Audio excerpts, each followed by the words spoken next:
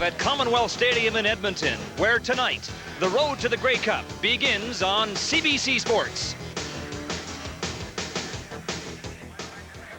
CBC Sports presents Saturday Night Football, the CFL on CBC. Hockey's Oilers were most recently the toast of Edmonton. Only 27 days ago, they won their third Stanley Cup in 4 years.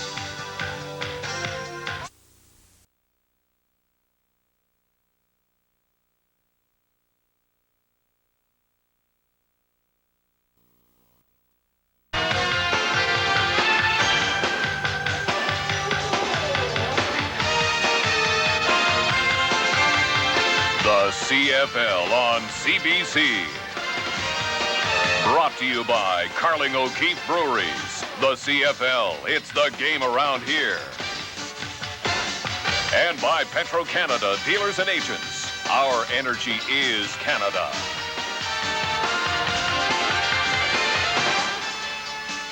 Good evening, everybody, and welcome to Saturday Night Football, the CFL on CBC, a night on which the Eskimos were expecting to play the Winnipeg Blue Bombers, and the Calgary Stampeders were expecting to be enjoying a weekend off. But the blockbuster announcement of Tuesday, the folding of the Alouettes, has brought these two teams together at Commonwealth Stadium on just 4 days' notice. 4 days isn't nearly long enough to forget about what happened in Montreal, and coming up at halftime on Inside the CFL, we'll get a unique perspective on the folding of the Alouettes. But it's not to worry tonight, because this rivalry almost always produces exciting games. Let's hear more about what to expect from Ron Lancaster and Don Whitman.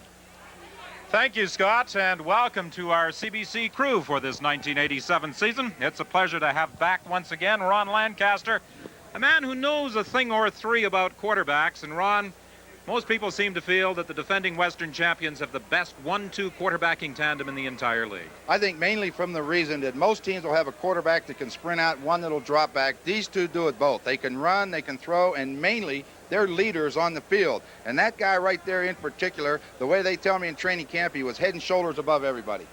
Over in Calgary, they had the all-star quarterback last year in Rick Johnson. Surprisingly, Rick Warman was the starting quarterback in Game 1 and gets the start again tonight. Well, you know, it's a shame about Johnson having the shoulder problem, not getting the opportunity to start. But there's a lot of guys that wouldn't be playing if somebody in front of them didn't get injured. Rick Warman took the opportunity, never threw a pass last year, took the opportunity in week 1 of the CFL, comes out as a hero. So, you know, maybe they've got two good ones also. As an ex-quarterback, you would be the first to admit that you might throw the touchdown pass, but the games are really won or lost in the trenches. And during this 1987 season, we're going to focus on some key matchups along the line of scrimmage. You certainly don't throw the football if those guys up front don't do the job. And Leo Blanchard, about a 10-year veteran now, a great battle with last year's Rookie of the Year, Harold Hallman. That's just one of the interesting battles that we'll be focusing on tonight. Right now, let's return to Scott Oak. All right, Don, our halftime show this year will be called Inside the CFL, and tonight we'll be hearing from one of the principals in the failed Alouette franchise. Edmonton's Jim Hull was a co-owner of the team. He'll join us live here at Commonwealth Stadium. Hector Pothier, the Eskimos' veteran offensive lineman, is back with his team after his suspension was reduced. And CBC Sports' Chris Cuthbert has followed that story. He'll join us on Inside the CFL. The opening kickoff is next on Saturday Night Football when the CFL on CBC returns. Well, it rained quite heavily earlier today, but throughout the afternoon it has been quite pleasant, although the weatherman is forecasting the possibility of more rain during the course of the game. But the natural turf here at Commonwealth Stadium is in excellent shape as referee Bill Wright moves his officiating crew into position, and the Calgary Stampeders and Edmonton Eskimos prepare to kick it off. The Eskimos will be kicking off to Calgary. Dave Ewell, Bernie Prusko, Ross Hutchinson, Wayne Shorten, and Brian Donnelly are the other members of the officiating staff under the guidance of headman Bill Wright. The Edmonton Eskimos have won 8 straight regular season games against the Calgary Stampeders. 4 here at Commonwealth Stadium, 4 at McMahon Stadium, and on that basis will be favored as this game is underway. Tom Dixon kicking off. Ron Hopkins on the return, gets out to the 38-yard line, and that's where the Calgary Stampeders, winners of their season opener on Sunday, 29-28 over Saskatchewan, will scrimmage 1st and 10 under the direction of quarterback Rick Warman. Well, his second start, you know, he's got to be excited. This is a big rivalry, and if you can't get ready to play against the Eskimos, you're in trouble. Gary Allen, the all-purpose back, leading rusher last year, excellent kick returner, wide receivers. Larry Willis seems to be the guy they like to go to along with Emmanuel Talbot, and we're going to watch a matchup with Rocco Romano, the #1 draft choice of the Stampeders. Calgary is hoping to isolate Willis and Tolbert one-on-one. There's the deep throw, incomplete, off the fingertips of Willis. They did get that one-on-one matchup. They got Willis clear. Warman delivered. He slipped as he went back to set up. But Willis, who was the hero in their victory against Saskatchewan, couldn't haul it in. Well, right away, I saw the Eskimos defensive backs looking at one another. You know, somebody blew the coverage. Now, up front, Stuart Hill was their gunner last year, but that's an awful tough front four. Danny Bass has been around a long time. He's a steadying influence. And in the secondary, this is where they're suspect if they have problems. Yes, many feel that if the Eskimos are going to have some problems, it may be in that secondary. Warman won't get a chance to deliver as Stuart Hill, who indicated in preseason interviews that this defensive crew of the Eskimos might be the most ferocious in the league, provides early evidence that they are going to give opposing quarterbacks problems. Well, he had enough time. This is a reverse angle this year coming from the other side of the field. Now look how much time he has to throw the football. You can't take any more than that. A guy like Stuart Hill that had 17 sacks last year, he wants to get a good jump on this year. He's going to get free after a while. High snap to Glenn Harper, but he hauls it down. Not a particularly good kick, end over end. Ball fumbled. Richards had it pop away, but I believe the Eskimos were fortunate in getting it back. So the Eskimos will take over after a 39-yard kick and a 12-yard return and a fortunate fumble recovery. Very fortunate. Matt Dunnigan hit over 56% of his passes last year, and like we said, head and shoulders above everybody. Rick House, healthy now, said he's in the best shape he's been in a long time, and Potier and Stevenson, 23 years experience up front between the two of those guys. No question, they missed those two veterans on that offensive line in last year's Grey Cup loss to the Hamilton Tiger Cats. Skinner is into the Calgary 49-yard line. Coming up to make the tackle was Richie Hall, with Greg Peterson, the safety, also assisting. Skinner and Milson Jones, a couple of Canadian running backs, also backed up by a Canadian, Chris Johnstone, the only team in the CFL going this route. That's right, and they were the best rushing team last year, so there's no doubt that they want to get that running game going again, and it helps Dunnigan and Allen, helps their quarterbacks when you can run. You'll see the Stampeders go to 6 defensive backs a number of times during the course of this game. One will be upcoming right here, I'm sure, as Milson Jones is stopped after a pickup of about 3. Jones fought his way to the 46-yard line. We had a nice visit with Jackie Parker a couple of hours before the game. He's very relaxed. You wouldn't think he was getting ready for a ball game at all. Hard to believe. He just sat there with his feet up on the desk, and we just had a nice little chat. Of course, he didn't look as worried then as he does now. He was very relaxed a while ago. Jackie Parker, the head coach of the Edmonton Eskimos, looking on as his team, as Matt Dunnigan dropping back and throwing for a first down to Marco Sincar at the 28-yard line.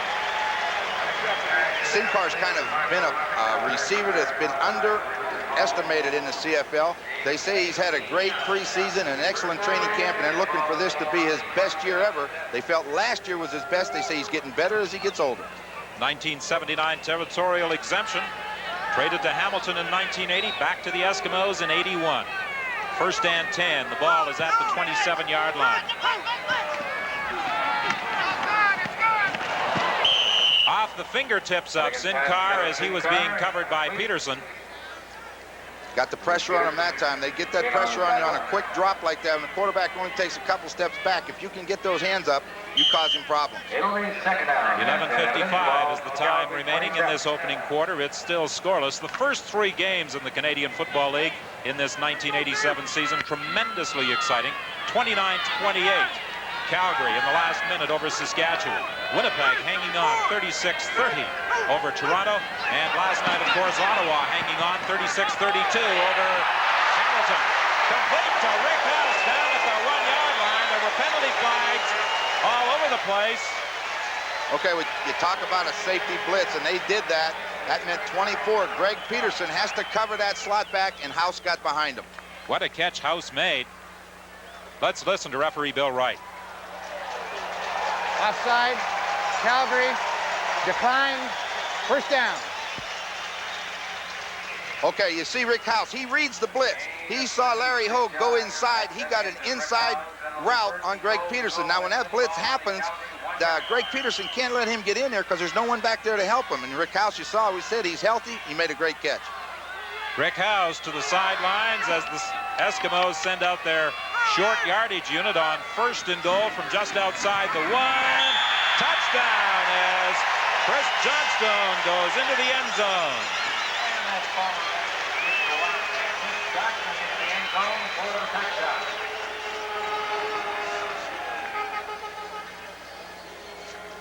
Just straight off tackle. Come off, cut it down inside. Milson Jones blocks the first thing to show outside of the end, and then Johnstone goes right inside it. Good job of blocking.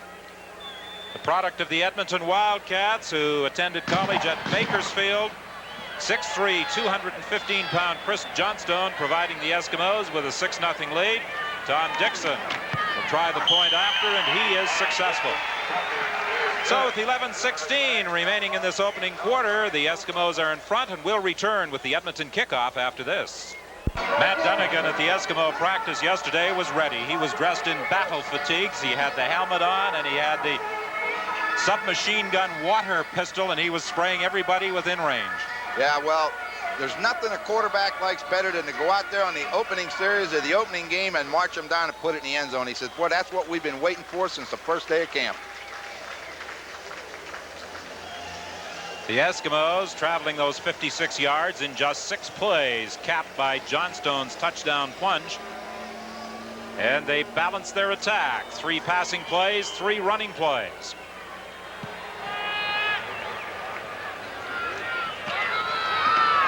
McVeigh takes the kickoff and gets out in the vicinity of the 34-yard line, and he's greeted by a gang of green and gold jerseys. That was a 56-yard kickoff and a 15-yard run back for the rookie Andy McVeigh. Boy, that's great. You know, here we got Rocco Romano as our #1 draft choice starting at tackle. But McVeigh is an outstanding running back from the University of Toronto. I saw a lot of the college games last year, and I had him and Greg Marshall rated about even. So, I mean, he's going to be a good one. Bob Vespasiani spoke glowingly today in a conversation we had with him about his rookie Canadians. Gorman's pass is complete, as it is Mark Gehring hauling it in for a first down out to the 47-yard line. Gehring is running out of that slot back position. He's a rookie out of Eastern Washington. They call him a tight end. Now, they've actually gone to the tight end. He was up on the line of scrimmage that time, and at 6'4", 235. Wonder if we're going to see the return of those big guys up there. Well, they felt they'd like to see him up there to provide some assistance for the rookie along that offensive line, Romano.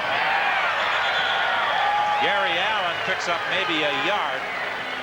The feeling of Bob Vespasiani is that the Eskimos would try and put some pressure on Romano, so they felt that to ease his burden just a little, Vespasiani said that Gehring with his size could help do some blocking. Yeah, when he steps up on the end, the inside guy, in this case Hill, has to close down a little bit, and then they move a linebacker up again. So this way he can't get an outside rush and just beat the kid. They help Romano this way. 2nd and 9.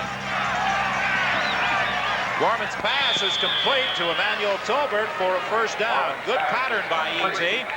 The receiver who initially came into the CFL with Saskatchewan and went to Toronto before being traded to the Calgary Stampeders.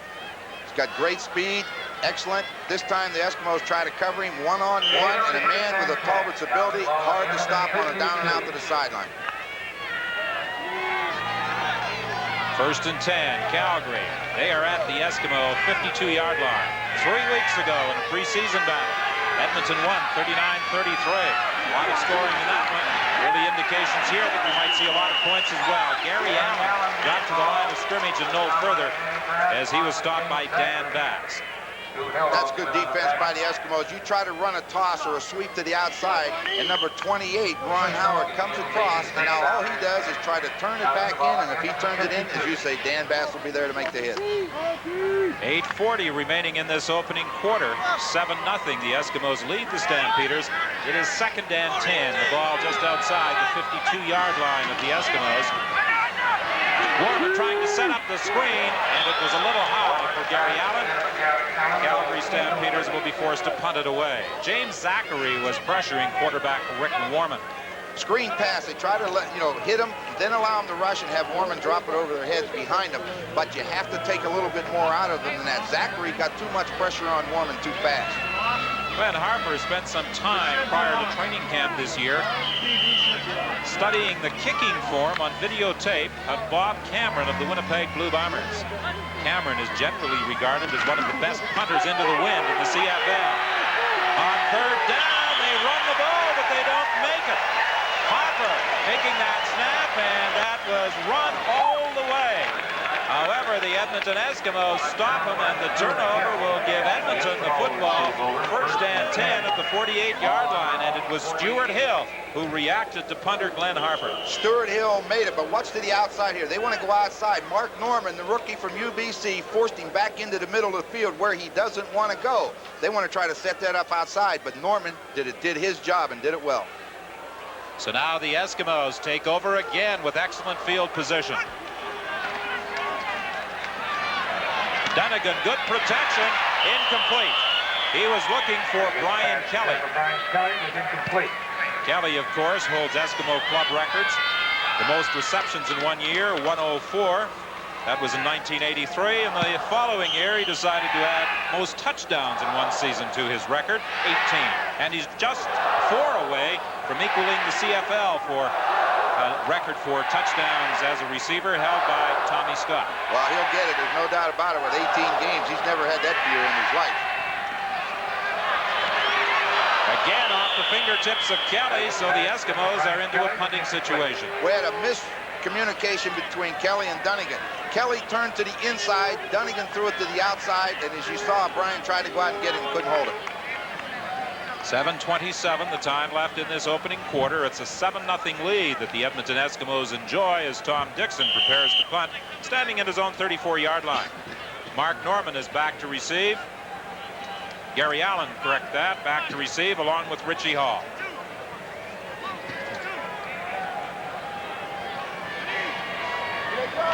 Movement at the line of scrimmage, and although Dixon gets the kick away, the whistle blows the play dead.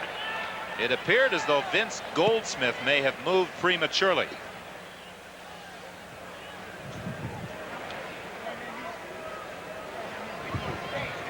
As they had 2 incomplete passes, it will still be a kicking situation. Offside. Calgary. Well, referee Bill Wright did not identify the culprit, but from here it did appear as though Vince Goldsmith was the man who had moved. Well, it looked to me like they jumped offside, but that tackle moved a little bit also, and that's what gets them going. I think when something like that happens, you blame it on the offense. I really do, because, they try all these tricks to draw them offside and stuff. If you start calling them for all those illegal procedures, they won't do it anymore. So the ball is moved up to the 54-yard line, 3rd and 5.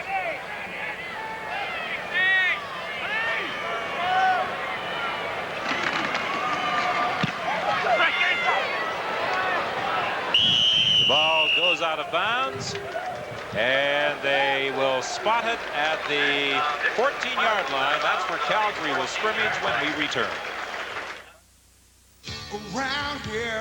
Use that quarterback for the Calgary Stampeders. Bob Vespasiani simply felt that Rick Johnson was not ready to start the season last week against Saskatchewan, nor did he feel he was quite ready to start this game after the performance of Warman a week ago. He explained to Johnson what his role would be in this game, and he said he was very pleased the way Johnson reacted to their discussion. You can't ask for anything better than that. I mean, let's face it, he had the shoulder operation or whatever he had done to it. He wasn't ready in training camp. And when Warman goes out in the opening game and does what he does last week in the last minute of play and scores, how could you sit him on the bench? You just can't do it. You destroy him as a quarterback. He has won the job, and if he continues to play like that, Johnson could sit over there. But if he accepts his role, as Bob Vespasiani said, then it's a good team guy and you got something going. Johnson, the all-star quarterback last year, a product of Southern Illinois. He set a club record, 302 completions, 604 attempts. But he had that orthoscopic surgery during the offseason, and that affected his throwing ability at training camp. First and 10 from the 14. They try to get to the outside with Gary Allen, but early indications are that this Edmonton Eskimo defensive unit is going to be extremely tough to run against. Stopped by Tom Tuine and Stuart Hill. They're awful tough. You know, that play takes a long time to develop. It's coming back into the short side. Parker told us before the game Calgary would try to run to the weak side. That means the short side of the field. They tried it. Edmonton was ready. Second and 10. Allen may have actually picked up about half a yard, but for all intents and purposes, it's second and 10 to the sidelines for a first down, and that's Tony Woodruff's first reception of the ball game. And the Calgary Stampeders retain possession with a first down, forced out of bounds by Stanley Blair. He got some pressure on him that time, but he threw the ball early. He threw it before Woodruff made his break. And if you'll deliver the ball on time, that kind of pattern is very hard for anybody to stop. And in this case, it'd be Stanley Blair, who's a rookie that the Eskimos are high on. Look for him to be tested. Woodruff played 5 games with the Stamps during the '86 season. They try to come to the short side again with Gary Allen. He cuts it back inside and has a nice gain of about 6, maybe 7 yards.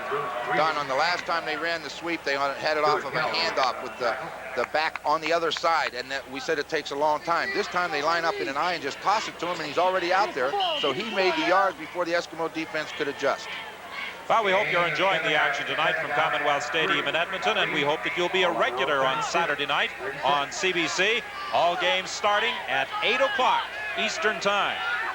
A uniform starting time for all telecasts on CBC on Saturday night, regardless of where you live. Over the middle to Gary Allen, and that's another first down. The ball spotted at the 42-yard line. Bruce Green came in to make the tackle. Second down and 3. A lot of teams think run. Second and 3. Warman just drops back, lets the linebackers get deep, and then just dumps it underneath to the back. Gets 4 yards, but that's all he wanted. Second-year head coach of the Calgary Stampeders, Bob Vespasiani. With 1 game already under his belt and another coming up on Wednesday against BC. Woodruff is open. He could go. Touchdown. Tony Woodruff got that snap behind the defender along the sidelines. He beat Ron Howard, and he was gone. And the Calgary Stampeders come up with a 69-yard touchdown. You know, in the first play of the game, when they had Talbert down the sidelines and they couldn't hold on to the ball, they turned it over to this side and they had to bust in the coverage again. You never should have a guy this wide open. Good blocking up front. Look how far he is behind him. And when you got the speed of any wide receiver, it's just a foot race to the end zone and they're going to win it. Knocked out of bounds by Junior Robinson, but not before he had crossed the goal line. And now J.T. Hay, who has a string of 304 successful conversions, will attempt to tie it, and he does. He has never missed a convert in the CFL. The hero of the moment for Calgary, and we'll be back with the Stampeder kickoff after this. Well, a pretty happy Tony Woodruff. 1 reception last week against Saskatchewan. His 2nd reception of the year, 69-yard touchdown. He's got it. He's in behind Howard. Now he's going to get a little bit of pressure. Watch him stay inbounds. If Junior Robinson tries to get him down on the 1, too late. 7-7. Well, we talked about the excitement that has been dished up in the early season games in the CFL in this 1987 season. It would appear as though it's going to continue here at Commonwealth Stadium, and the fans around the league are certainly getting value for their entertainment dollar. Henry Williams, the man they've nicknamed the Gizmo here in Edmonton, on the kickoff return, running it back 20 yards after a 55-yard kick. I think he's talking about him with 4.1 and 4.2 speed. I've never seen that, but I'll tell you what, I'd like to see him get loose just so I can check him out. Matt Dunnigan facing a 1st and 10 from the 40-yard line with 4:17 left in the opening quarter, and the game tied at 7. In this battle between the two Alberta rivals, the Stampeders and the Eskimos, the draw play. Milson Jones may have picked up about 2 yards before Quincy Williams made the tackle. Quincy Williams, they're trying to play him in a linebacker position a lot of times, and he's not built that like a linebacker. He's 6'4" and he's about 235 pounds. He's more of a defensive end, but in the Stampeders scheme of thing, they're going to use him a lot up on the line of scrimmage. So they're trying to, he's going to, like I think Vespasiani told us, he reminds him of a young Tony Norman when he came in the league. Yes, he spoke about Williams and compared him to Tony Norman and the great athletic ability that Norman possessed. So does Williams. Norman, with Winnipeg, didn't really have the size to play that tough inside position. Right, he was there to rush the passer. If you could run at him, he had trouble taking on the blockers, but if the quarterback was back to throw, he could get him. Donegan throwing deep, Kelly's open! Taken out of time by McCrary. Boy, man, did he put a move on him. He went down like he was going to go to the inside. He stepped to the inside, and the rookie McCrary took the bait, and he just flew right outside of him. A great throw. I watch him. He just lays it up, 52 yards. He gave him a good inside step, then got outside, and now the quarterback will throw it away from the defender, lead him to the sidelines, which he does. Great throw, good catch. Poor McCrary's a rookie, and he's going to test one of the guys that's got maybe one of the best moves, or some of the best moves of any receiver in the league. Matt Donegan, referring to Kelly yesterday, told me that he thinks Kelly's moves this year are better than they have ever been. He had some difficulty coming back off that broken ankle. Boy, he sure did. That was tough on him, but he played the game, did a good job. Into the end zone, Stephan Jones. He makes the catch, touchdown. They rolled and he was inbounds.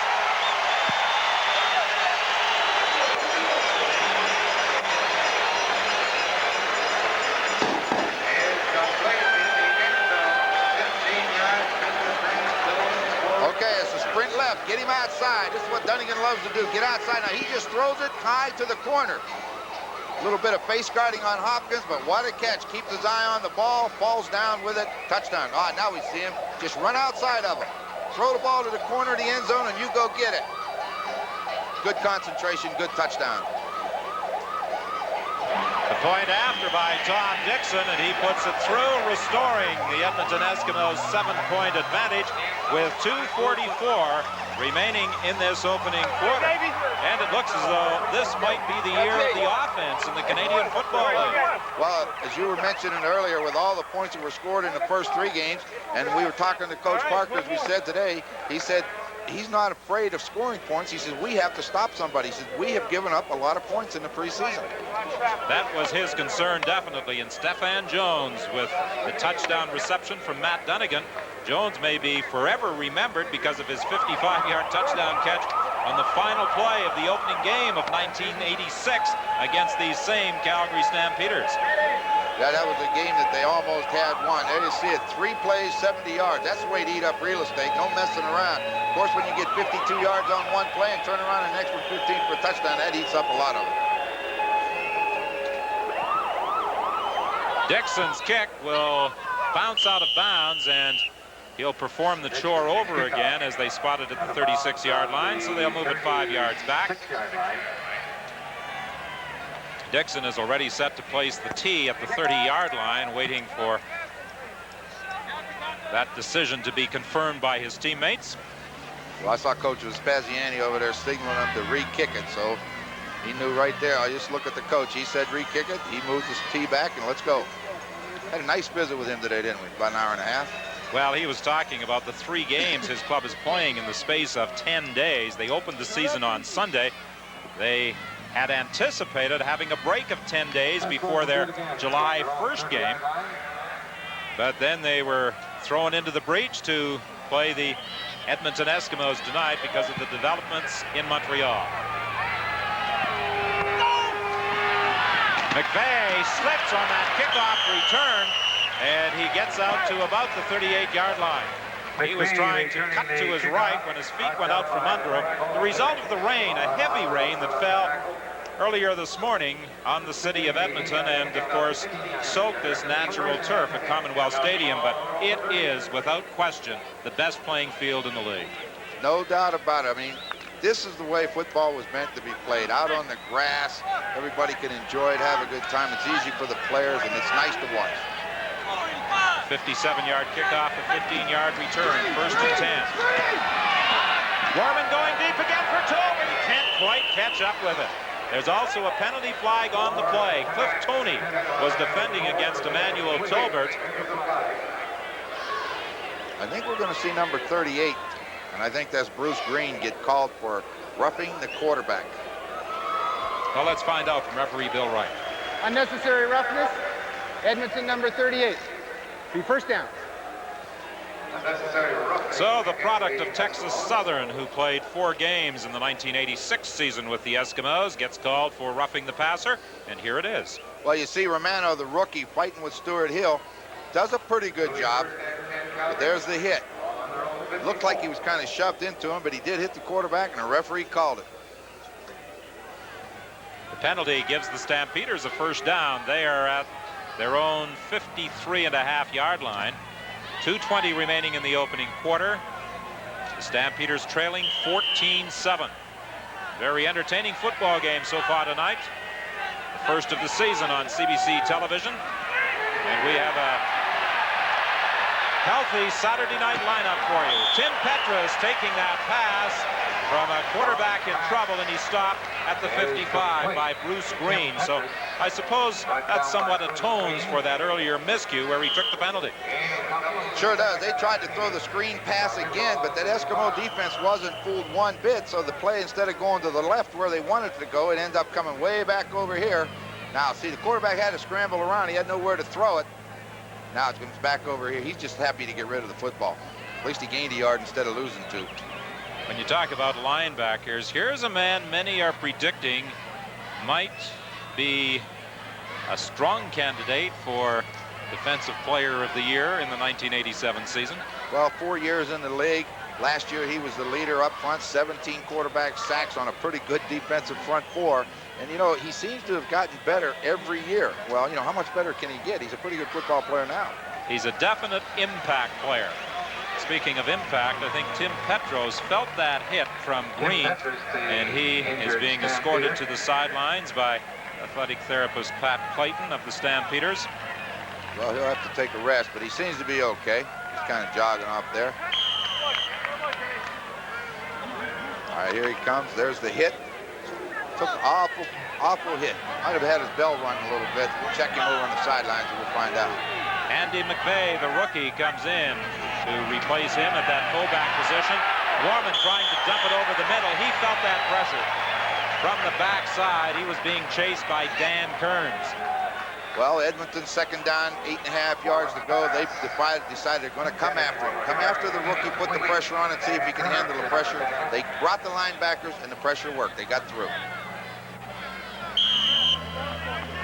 So it's 3rd and 9, and Glenn Harper, who tried to run for a first down but failed the last time he was in a punting situation, I'm sure this time will be kicking the ball as he stands at his own 40 and gets away a pretty good kick. Henry Williams takes it at the 10-yard line, and Williams looking for that opening. It was there momentarily, and then the Stampeders closed it off at the 22, restricting the return to 12 yards after a 45-yard kick. Word from Scott Oak tells us that he'll be all right. Petras just got hit in the head a little bit. They'll check him over. He should be back in the ball game. No problem with it. That's good. And we remind you that at halftime inside the CFL, Scott Oak will be dealing with that Montreal situation, and he will also be updated on the Hector Potier situation. Oh, what a catch on the sidelines for Stephan Jones. He extended himself to bring that one in. That was a fine catch. I think Cunningham was looking for the quick throw into the middle to the slot back. Watch him. He looks to throw the ball real quick. Now he can't. So Jones just swings out to the sideline. He hits a dead spot between Hopkins and Richie Hall. Makes a great catch. Dives out and pulls it in with his fingertips. He laid out to get that one.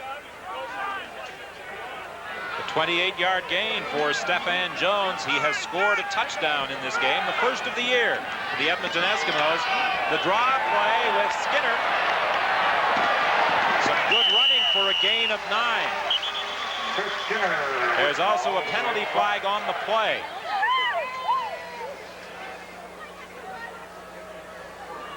Illegal block, Edmonton number 63. Illegal block. Well, they got Hector Potier for the illegal block, but Bill Stevenson on that counter play, the tackle, right tackle, he pulls and leads it. And, you know, for a guy coming off of a severe ankle injury he had last year, he moved pretty well coming around there. 13 years. It'll be first down over. Bill Stevenson, the man you referred to as being a 13-year veteran. Potier, another veteran. Rod Connop, a 1982 draft choice. Rudy Phillips and Leo Blanchard, the other members of that offensive line. A lot of experience up front for the Eskimos. That's where you want it. First and 20, that little swing pass to Chris Skinner, and Skinner is taken out of bounds after a gain of about 9. That should be the final play of the opening quarter. And it is, and the CFL on CBC on a Saturday night continues after this. 14-7, the Eskimos lead the Stamps. The Eskimos have the football to start the second quarter. 2nd and 11 from their own 49-yard line. Yeah, they put their 6th defensive back into the ball game and took out Bellabo. Let's see what they do with it. And when they take Bellabo out, they move that Quincy Williams up into an almost end position. Over the middle, it's incomplete. Peterson had a great opportunity for an interception. It went right through his hands as Rick House, the intended receiver, was overthrown by quarterback Matt Dunnigan. What you have, the way Calgary plays it, they have Peterson and Darcy Kopp. They're deep, right in the middle. So they try to take Rick House and split him, get him in the middle and throw it to him. Peterson had the interception. Rick House did what he had to do. Then when that ball's up, you go get it. And if that guy catches it, you knock him down. He did a good job. Tom Dixon stands at his own 34-yard line for this 3rd down kick on 3rd and 11.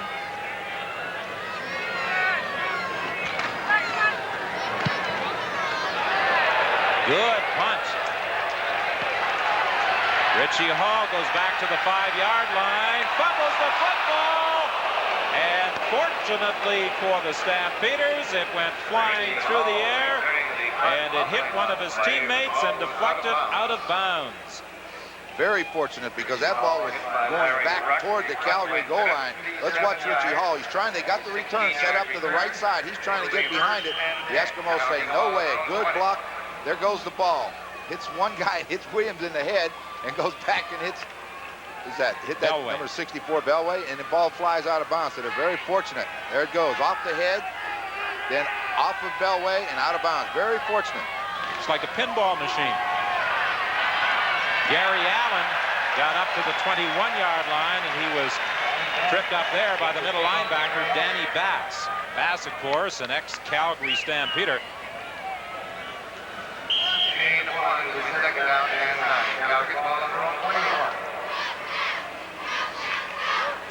Matt Dunnigan, the quarterback of the Eskimos, conferring with the offensive coach upstairs. Doesn't look too concerned. I think they're just checking information. Steve Goldman passing along some advice as to perhaps what defenses the Calgary Stampeders are employing. Larry Willis, the intended receiver, he tried to come down, go to the inside, and go back to the flag. The defensive back was standing right in his way.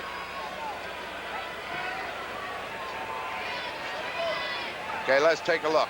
Here comes Romano with Stuart Hill. Get that head on him, get the hands extended, keep him away from that quarterback. Good job. Romano, the rookie, against Stuart Hill, and he handled himself quite well in that play. That's a good job for him. That's got to be a heck of an experience. Last week with Hebler, this week with him, and then next week they get BC. Good reverse. The reverse, the pitch to Blair, and Blair works his way out to the 53-yard line. Stopped there by John Coughlin. 12:58 is the time left in this second quarter.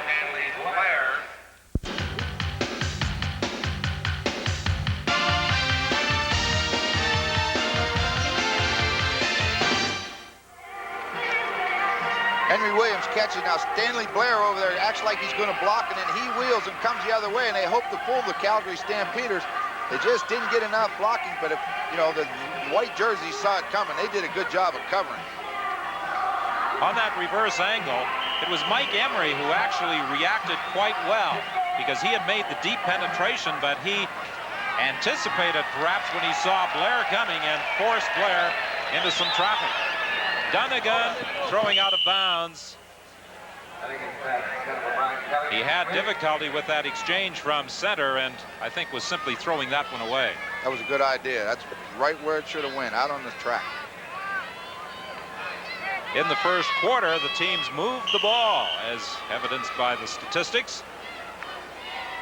And the Calgary Stampeders surprisingly had possession of that football for 8:02 as compared to 6:58 for the Eskimos. But the Eskimos lead by a margin of 14-7. Second and 10, Edmonton, the ball at the 53-yard line. Dunnigan with time, going deep for Kelly. Incomplete. Penalty flag. I think initially McCrary thought he had got away with one, but those flags came late, and there's not much question it was an interference call against the Calgary defensive back. Now the ball was thrown short, and when Brian Kelly saw it short, he stopped. McCrary ran right in. Number 3, Calgary. He ran into him, and if he would have looked when Kelly stopped, if he stops and turns around, he'll intercept it. But look right here. See, Kelly sees it short, but number 3 can't stop. He just runs right over him. Not much doubt it's interference. So it's a 37-yard gain. Let's see what happens to the quarterback. Everybody, they don't watch him after he releases the ball. Makes the nice throw. Vince Goldsmith goes right over top of him. You're always happy when that happens. You don't have to get up off the ground. Good faking by Dunnigan to buy some time. Throwing into the end zone, incomplete. In and out of the hands of Nelson Jones.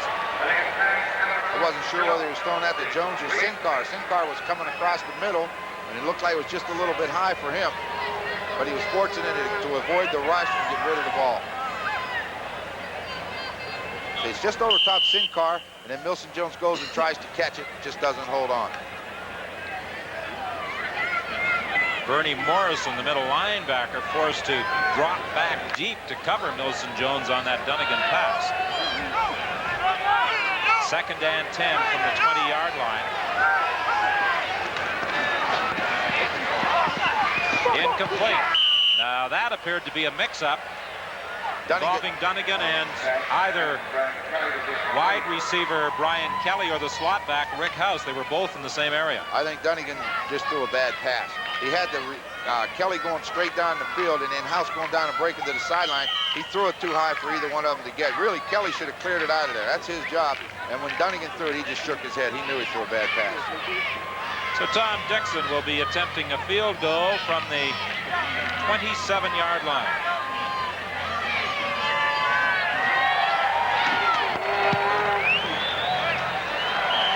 Dixon puts it through for a 17-7 Edmonton Eskimo lead over the Calgary Stampeders with 11-12 still to play in this first half. Dixon initially came into the Canadian Football League with Winnipeg in 1983. They were pretty solid in the kicking department with Trevor Kennard and Bob Cameron. He went back to school for a year at the University of British Columbia and then joined the Edmonton Eskimos in 1985, but his task wasn't particularly easy here in Edmonton. He had to replace a legend, Dave Cutler. Anytime you come into a football team and have to replace a legend like Cutler, you got a lot of pressure on you because no one wants to see the legend leave. And Dixon held his ground, did a good job. Here's the pitch. Emmanuel Tolbert going to the outside, very close to a first down, up to the 45-yard line. They ran that reverse with Tolbert coming out of the slot back position after he had lined up wide right. Not a bad thing when you got a guy like Tolbert with 4 or 5 speed. You can get him the ball and get him outside. He can go a long way with it. He had a good opening game against the Saskatchewan Roughriders with 7 catches for 99 yards. Marshall Toner comes into the ball game on second and short, and Emmanuel Tolbert goes out. Second man through. Gary Allen got to the 45. He just got there. I think enough for a first down before being thrown back by Stuart Hill. Yeah, he got the first down. He just had to get to that white line, and that's all he got. Stuart Hill met him and threw him back, but as you can see where the ball's placed, he got to put on that white line. That's the first down. Rick Warman, a product of Eastern Washington, is certainly accustomed to throwing footballs. All right, let's take a look at it. Takes him on, takes Gearing, the tight end, off. Here comes Allen, gets hold of him, gets a little bit of help from his friends, puts him down. That's where there are some battles along that line of scrimmage. This is Gary Allen looking for a hole. Close to another first down. Good block by Rob Smith to spring him loose. And Allen, who wears that bandana around his head underneath the helmet, should have the first down. Good They're job. calling for a measure. Good job, as you say. Rob Smith, you know, he's 255 pounds, and he comes around that corner. He took on Danny Bass and just shoved him back and allowed Allen to get about 10 yards, and it is a first down, as you said. To continue an earlier thought on Rick Warman about throwing the football, in college, he once threw 67 passes in a game, and that was at Eastern Washington. See, that's fun. See, that? Quarterbacks think that's fun. They'd love to do that every week. First and 10 for the Stampeders. Ball just across the midfield stripe. Tim Petras was hit almost before he got the exchange from center by middle linebacker Danny Bass. That almost, to me, looked like a sucker play. A sucker play means you pull the guard, pull him out of there, and then hope the defensive guy goes with him and then run right through there. But Danny Bass never moved. There he goes. Spolatini pulls, and they try to hit right where he left, but Danny Bass wasn't fooled, and he put the hit on him. Sucker play is only good when it works. When it doesn't, it hurts. Danny Bass, as we said, traded to the Edmonton Eskimos by Calgary in exchange for Tommy Scott. And he has solidified that Edmonton Eskimo defensive unit. They were looking for a replacement for Dan Kepley, the great middle linebacker who retired. What was nice, they played together for that first year that Bass was here, and then he sort of took over. Bad break for the rookie from Concordia University. I know Skipper Shedd will be watching tonight, the coach of the Concordia Stingers. That's his boy, #1 draft choice. Let's hope he's not hurt too badly. Rocco Romano, 6'4", 265 pounds, being treated. And over at the Edmonton bench, there is concern on the throwing hand of Matt Dunnigan. They're checking the thumb. Looks like they're checking the thumb of his throwing hand right on the back side of it. And well, that's tough, because that's where you got to. You're right, Matt. That's what you have to do with it. You have to be able to flip that thumb forward. They also appear to be looking, I think, at the knuckle of the index finger. That seemed to be the area that Ken Lowe, the therapist, was examining. Ambrosi replaces Romano, and the pass is complete to Gary Allen for a first down. Boy, they came with the blitz. They came with everybody that time. He was lucky to escape, and then very fortunate to complete the pass. But he does, and that's what it's all about. Sometimes you got to gamble a little bit. He gambled and won. Watch them. Here they come. Look, coming right up the middle. Larry Ruck, one linebacker, gets chopped. Good block by Petros. Looks like he's going to be tackled and escapes. Makes the completion. Dan Kearns. First and 10, the ball inside the 45-yard line. Stuart Hill in pursuit of Warman. He gets the pass away, underthrew Larry Willis. I think he was simply getting rid of that one with Stuart Hill hot in pursuit. Yeah, I think you're exactly right. He was covered downfield very well. Willis was being covered well. He saw him covered. Stuart Hill's going to hit you. You're going to take an 8 to 10 yard loss. He just threw it short into the ground. Good job. 31 seconds remaining last Sunday. It was Willis who hauled in that throw from quarterback Rick Warman to give the Stampeders that 29-28 victory over the Saskatchewan Roughriders. Second and 10 to the sidelines. Marshall Toner is open, and he'll get to the 25-yard line mark at the 27 before he's forced out of bounds. Marshall Toner makes the catch, but I'm going to tell you, that was a crossing pattern. Call it anything you want, but did Tony Woodruff get decked? Watch to the left side of the screen. Now the ball's thrown. Watch his white jersey there that gets run right over by the defensive back. Marshall Toner had big guy from the University of Saskatchewan. Now the backup receiver made the catch and moves it into first down territory. Taken out of bounds by Greg Harding. First and 10 for the Stampeders. Warman faked inside, then is caught by Stuart Hill. That was a naked bootleg, Don. That was that play they ran a while ago with Rob Smith pulling around the corner that they made good yards with. This time, he just didn't give him the ball. He was going to fake it and come out by himself. But Stuart Hill stayed right on. Watch him. There goes 54 pulling. He just fakes it to him, and he comes out. Now, I don't think this was designed because Gary Allen turned and looked for the ball. Normally, if it's designed, he won't look. But Stuart Hill does what you have to do. You stay home. Don't let anything come back around you. Well, the Stampeders are certainly aware of the presence of Stuart Hill so far in this ball game. Deep over the man. Oh, off the fingertips of Emmanuel Tolbert. That's pretty well thrown football. He just threw it far enough away from the defender. That's all your job is as a quarterback. Throw it away from the defender and allow the receiver the chance to go get it. All right, he's got the speed. He gets inside of Howard. Now, just throw it away from the defender. Should really catch that football. Should catch that one. I think Emmanuel Tolbert, when he sees the videotape session, will probably agree that he should have hauled that one in when the Stampeders reassemble back in Calgary tomorrow to look at the tapes of this game. J.T. Hay will be trying a field goal from 37 yards out. Kick is up. It's wide. J.T. Hay. And it's a single point conceded by Tom Richards with 6:20 remaining in this first half. So the score 17-8. The Eskimos leading the Stampeders. We'll be back after this. Welcome back to Commonwealth Stadium in Edmonton, where the Calgary Stampeders trail the Eskimos 17-8 late in the second quarter. Late word from the Eskimos is that Damon Allen, is going to go in place of Matt Dunnigan. Ken Lowe said earlier that Dunnigan had jammed his whole hand in a helmet, would be able to go back in, but apparently the word is now that Matt Dunnigan cannot play, at this point at least, and that Damon Allen will take his place.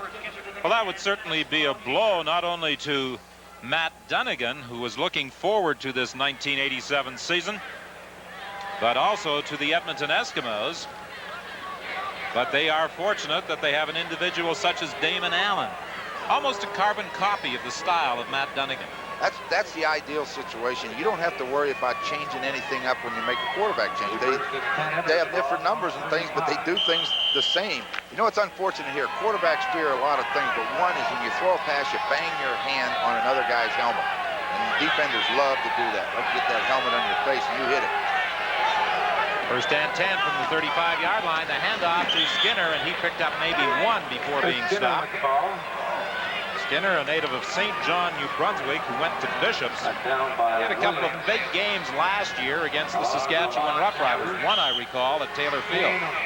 Okay, this is just all they did right here is what they would refer to as a sprint draw. The halfback lines up, he hits straight ahead, and didn't fool anybody. The Stampeders were waiting on him. Second and 9. That extra defensive back is in there for the Calgary Stampeders.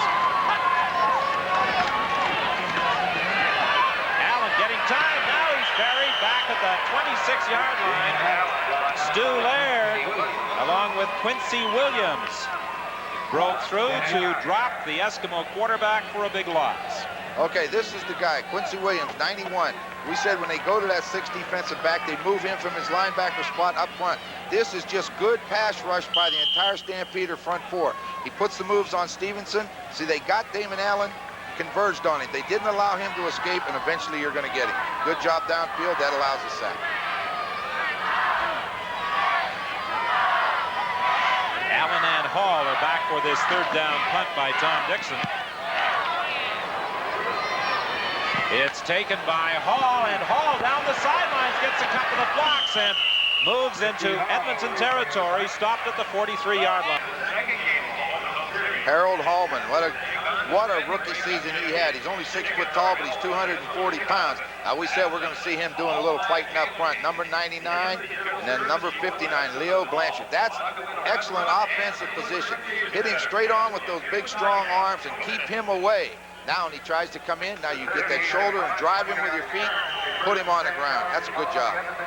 Well, Blanchard went on a rather extensive weight training program a couple of years ago, and I'm sure it comes in very handy when you're facing someone like Harold Hallman.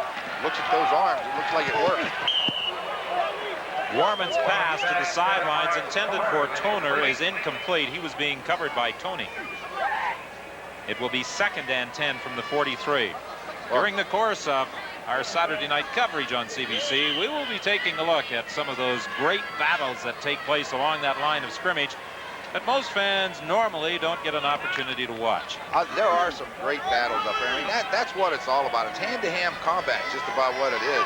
And the strongest guy will win. Warman fired it into the arms of Larry Ruck. A misread there on the part of the Calgary quarterback, because that one was right into the arms of Larry Ruck. And the product of the Saskatoon Hilltops couldn't hang on. He's disgusted with himself. You know, a lot of times when you throw a football, a quarterback will throw it, you won't see the linebacker, in this case Larry Ruck, and you go, oh no, and then he drops it. You go, a little lucky, huh? You got to be a little lucky. So it's a punting situation.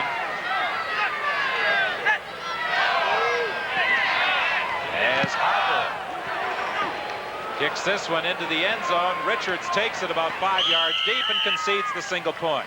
You know what you see here, the difference between Harper's punts and Dixon's punts. Harper's getting the height that allows the guys to get down there and cover it. Dixon's kicking them low, and on that last one, Hull had a great alley to run in. Well, you got to have the hang time on those punts to help your team. Well, Harper has also had some assistance in his punting from Wally Buono, one of the assistant coaches with the Calgary Stampeders, the former Montreal Alouette. Did some punting himself in his playing days. Yeah, I never remembered him as a punter. He was a pretty good linebacker. He could hit people, so you know, I guess he punted. I didn't know that. I knew he played defense. 1st and 10 from the 35-yard line. 17-9 is the score. Penalty flag on the play. Too long. When you see that man in the defensive secondary throw the flag, this is what you get. Time count violation, Edmonton number 9. Speaking of time, 3:42 remains in the first half. 17-9 the score at halftime. Scott Oak, and inside the CFL, dealing with the demise of the Montreal Alouettes, and also a feature on Hector Potier. Jack was asking right there what's going on out there. You know, he had time to call that play. Boy, some quarterbacks have problems with 20 seconds. 1st and 15.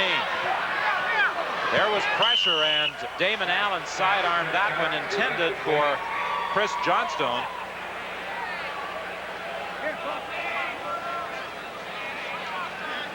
Harold Hallman was the man who got through, forcing Allen to hurry that throw. Yeah, he wasn't able to step and throw, so when he comes out without stepping, the ball's going to be short on you, and that time it went out of bounds. But, well, I guess when Harold Hallman comes at you, you can do that. Here we go again. Potier taking on Williams, number 91. Keep him away from him. That's what your job is. Boy, that's great. No penetration. Rick House makes the catch. First down as he gets to the 49 of the Stampeders. Stopped there by Darcy Cox. Boy, they run a man out in the flat real quick, and that linebacker took a step to the outside. House come right into the middle. Watch how wide open he is. There's nothing in the middle. Wide open in here. No white jerseys around. Makes the catch. Now they've got to go get him. Good read by Allen. He found the open receiver. Rick House on the receiving end of the Allen throw. Simon Fraser product has a gain of 32 yards. 3 minutes, the time remaining in this first half. And the CFL on Saturday night on CBC will continue after we pause for this message.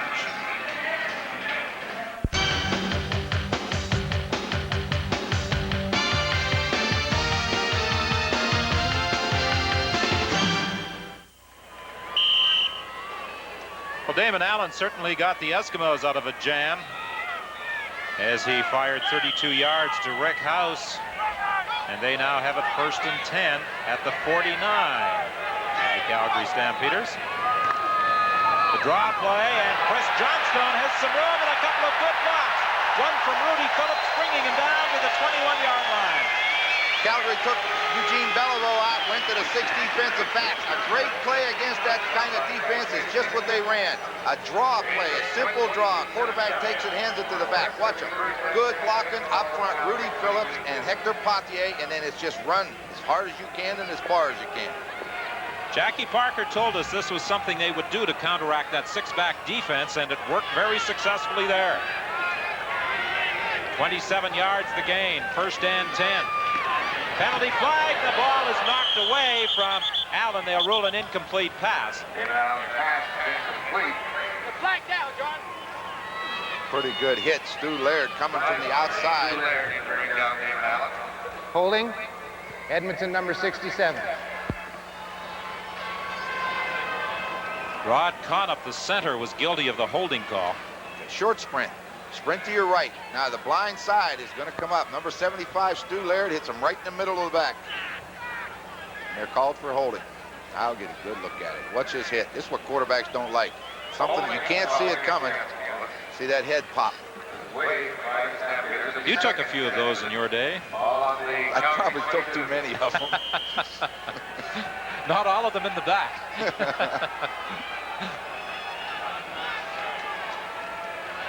The quarterback draw with Damon Allen. That will be a 1st down.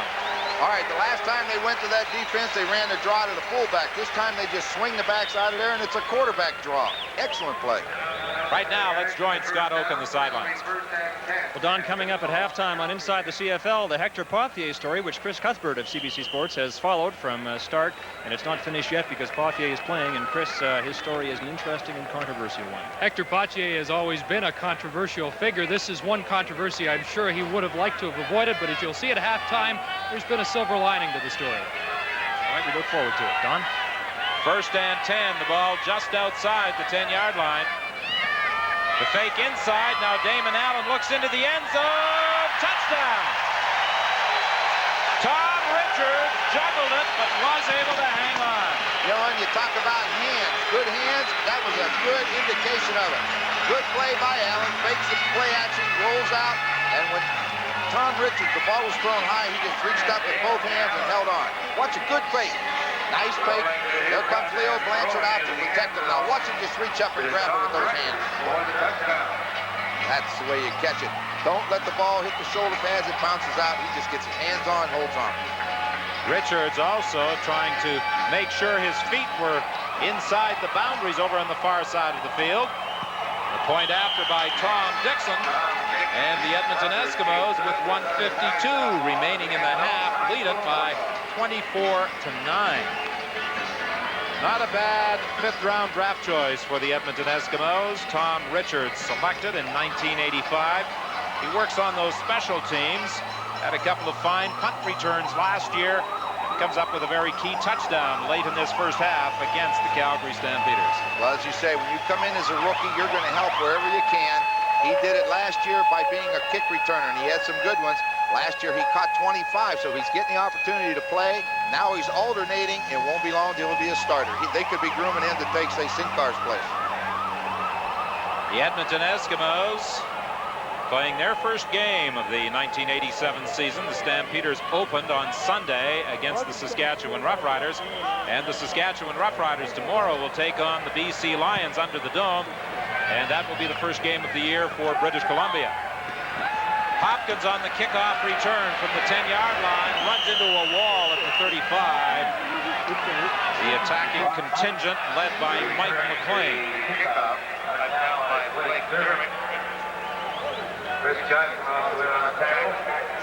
A 64-yard kickoff and a 24-yard return. 1:47 is the time remaining. 1st and 10 for the Stampeders at the 35-yard line. Well, the Stampeders erased a 16-point deficit to win their season opener against the Saskatchewan Roughriders. They trail 24-9 here.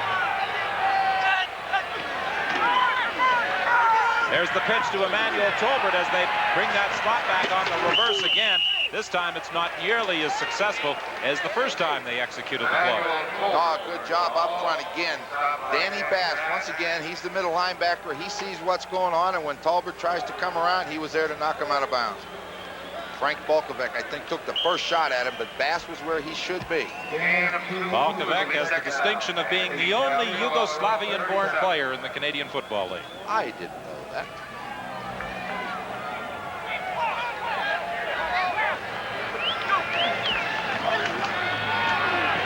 Second down, wide open is Larry Willis, and Willis gets away from one, tries to pick up some blocking help. It doesn't develop, and he's brought down at the 52-yard line. But it's a big first down for the Calgary Stampeders. Following the game, we will be selecting the Canada Lease MVP. Canada Lease, a Canadian company with international reach, providing leadership in the world of high technology financing. Werman throwing deep. Willis is wide open. He makes the catch at the line. Something wrong in that Eskimo secondary.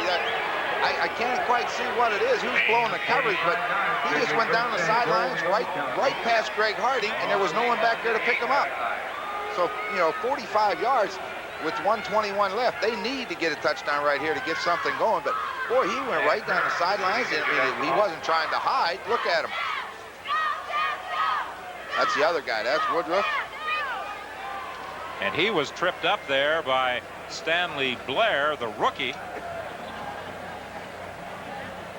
But it was Willis who hauled in that 45-yard throw, and the injured player is Dan Kearns, although he gets up and heads off to the bench, and it doesn't appear as though the injury is too serious. But the Calgary Stampeders thought they might be able to exploit the Eskimo secondary, and as you said, there have been 4 or 5 occasions where they have had receivers wide open. Well, that's what everybody says. If the Eskimos have a weakness, it's in the secondary. And Calgary, for some reason tonight, have had guys wide open. No one near them. The ball is at the 8-yard line. First and goal, and it's the quarterback draw with Warman for the touchdown. That's a great job. He saw the blitz. He saw those linebackers right up on the line of scrimmage. He knew they were coming. He just stepped to his left. Somebody makes a great block, and away he goes. It's probably Spolatini and the center that make the block. You see the backers are right there. He stepped to his left, gets a good block from John Coughlin, and then with no linebackers, they're blitzing. He just jogs in for a touchdown. Good job. Well, John Mandarich is the man he ran right past, and of course Mandarich got forced just a little to the outside, and Warman scoots into the end zone as he accepts congratulations from Coach Bob Vespasiani. It's 24-15, the point after by J.T. Hay. His 306th consecutive convert. I think they should just give him the point and go on to the kickoff. If you're not going to miss in 306, I don't know if you ever will miss. So I just give him one and let's get on with it. Well, the way Rick Warman performed last Sunday against Saskatchewan and in tonight's first half against Edmonton, you wonder why he didn't get to play it down in regular season last year. Well, I just think back to last year. They had a pretty good guy in there at quarterback for them last year, and if I remember right, when we went up there to do the games early in the season, they said Rick Johnson is the guy we're going to build this franchise on, and he went out and delivered for him, did a great job. But as we said before, a lot of guys never get to play if the guy in front of them doesn't get hurt. Never get hurt because the guy gets in there doesn't want to give you your job back. Well, you know what they were saying in Calgary, too, at training camp this year, that Rick Johnson, because of those shoulder problems, couldn't throw those outs. If you looked at the Calgary depth chart, he would have been number 4. Had they had a rookie head coach in Calgary, it's possible that he might not have even made the squad. Yeah, that's what's surprising. He's very fortunate that everybody knew what he could do, so they didn't hurry his healing process. They allowed him to get well gradually, which is, credit to Coach Vespasiani. He didn't rush him, but he said he didn't look good in camp. Henry Williams on this kickoff return. He gets that opening, and fortunately for the Stampeders, he was caught by Stu Laird with some help from Richie Hall. Well, he has that burst. He had the great burst. There's a certain time a kickoff returner has to explode. He starts up in there till he sees the opening, and then it's his job to explode straight ahead, and that's what he did. 51 yards in the kickoff, 26 yards on the return. First and 10, the ball at the 50-yard line, and still time for the Eskimos to put points on the board. 1:13 remaining in the half. 24-16 the score in favor of the Eskimos. Damon Allen replacing the injured Matt Dunnigan at quarterback, throwing the screen to Milson Jones. Calgary staying in that 6 defensive back set. They're dropping those 6 guys back. when they do that, we said they've ran 2 draws. One was a quarterback draw, another good play, screen pass. That's what they threw. They still have 1 minute and 6 seconds to go. Allen can get him in there for a touchdown. 2nd and 4 for the Eskimos from the 54 of the Stampeders. Movement at the line of scrimmage, but no penalty flags. Allen throwing over the middle, completes the pass for a first down. Marco Sinkar made the catch at the 35-yard line, tackled by Ron Hopkins.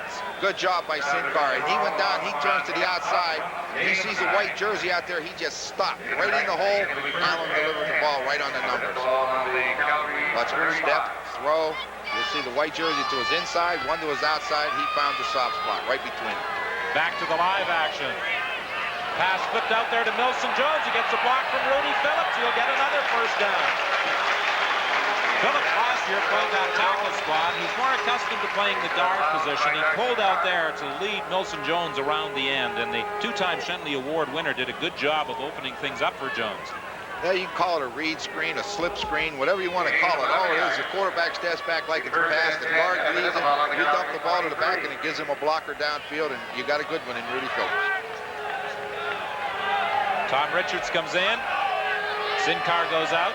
1st and 10 for the Eskimos from the 23 with 38 seconds remaining in the half. Allen throwing over the middle, incomplete. Rick House, the intended receiver, he was being covered by number 14, Larry Hogue. Yeah, they came on a halfback safety blitz, rather. Greg Peterson, the safety man, lined up on the outside, and he comes free. Now, the quarterback knows he doesn't have all day. He took as much time as he could. The last time they did it, House got inside, made a great catch. This time, Calgary didn't let him in there. Skinner is in, Milson Jones out. 34 seconds remaining. It's 2nd and 10. The ball is at the 22-yard line of the Stampeders.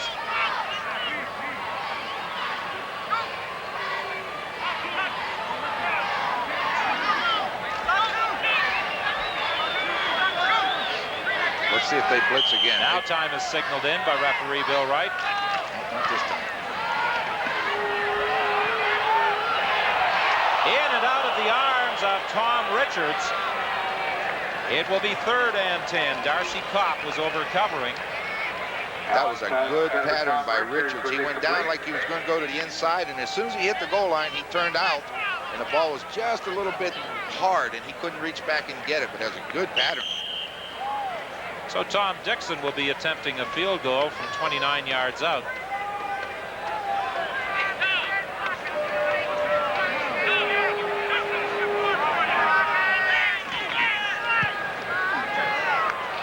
It's good. And with 26 seconds remaining in the half, the Edmonton Eskimos move into an 11-point lead, 27-16. Well, Jackie Parker talked about some of the defensive problems some of the teams might have this year, including his own squad. 43 points so far tonight. We had 68 points last night, 68 points on Thursday night, and Winnipeg's win over Toronto, 57 points in the first game of the year, Calgary and Saskatchewan. Fans love to see those points on the board. I tell you, so do I. I like it wide open. All quarterbacks and offensive people like it wide open. Rick Warman was looking deep, couldn't find a receiver. Oh, he took a good hit as he tried to get that first down. And I think someone had better explain to him that quarterbacks are to hit the turf when they see a linebacker coming up. Yeah, I was watching him run now. He doesn't exactly look like Dunnigan or someone. He's not a scrambler. When he sees the opposite colored jerseys coming, fall down right now. Get down on the ground. Don't take this hit. Look at this. See, that's a good hit. Volkovich smacked him. Back to the live action, and Warman will run again. This time he does go down. He gets the first down with 9 seconds remaining. He was looking deep again. He was trying to send Woodruff down the right sidelines and Willis down the left side.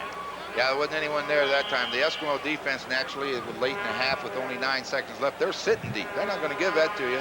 And what impressed me about the Eskimo linebackers and Volkovich and them, they said, okay, Rick, you want to run? Come on. As soon as you cross the scrimmage line, we're going to drill you, and that's what they did. Don't come up, but if they come up, he'll throw it. But as soon as he crosses that scrimmage line, he attracts a crowd. The Calgary Stampeders called a timeout.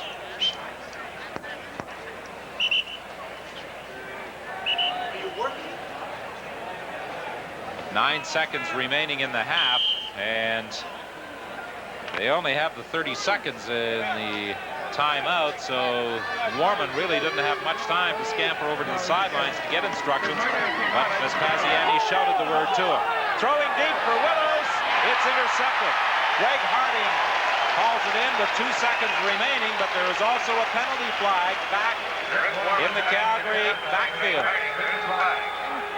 Calgary number 59. The holding call against Calgary's Rocco Romano will be wiped out by the interception. Well, you know, take your chances. Last play of the half, just throw it. This can happen. We said the defense was sitting real deep. It's hard to overthrow them. It's just a gamble. What the heck? You may get an interference call or something. Let it go. That interception comes with 2 seconds remaining in the half.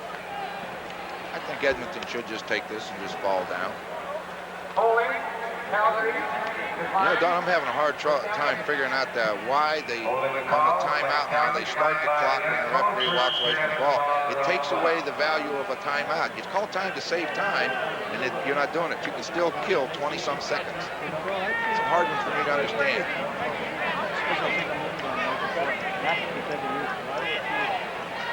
Damon Allen simply drops to one knee, and that runs out the clock in a very entertaining first half of football, with the Eskimos leading 27-16.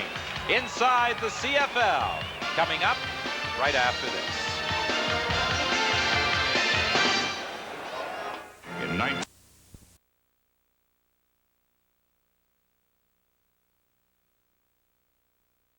CFL season, Matt Dunnigan injured that throwing hand. He banged it on an opposition helmet in the first half at about the 8:40 mark of the second quarter, to be exact.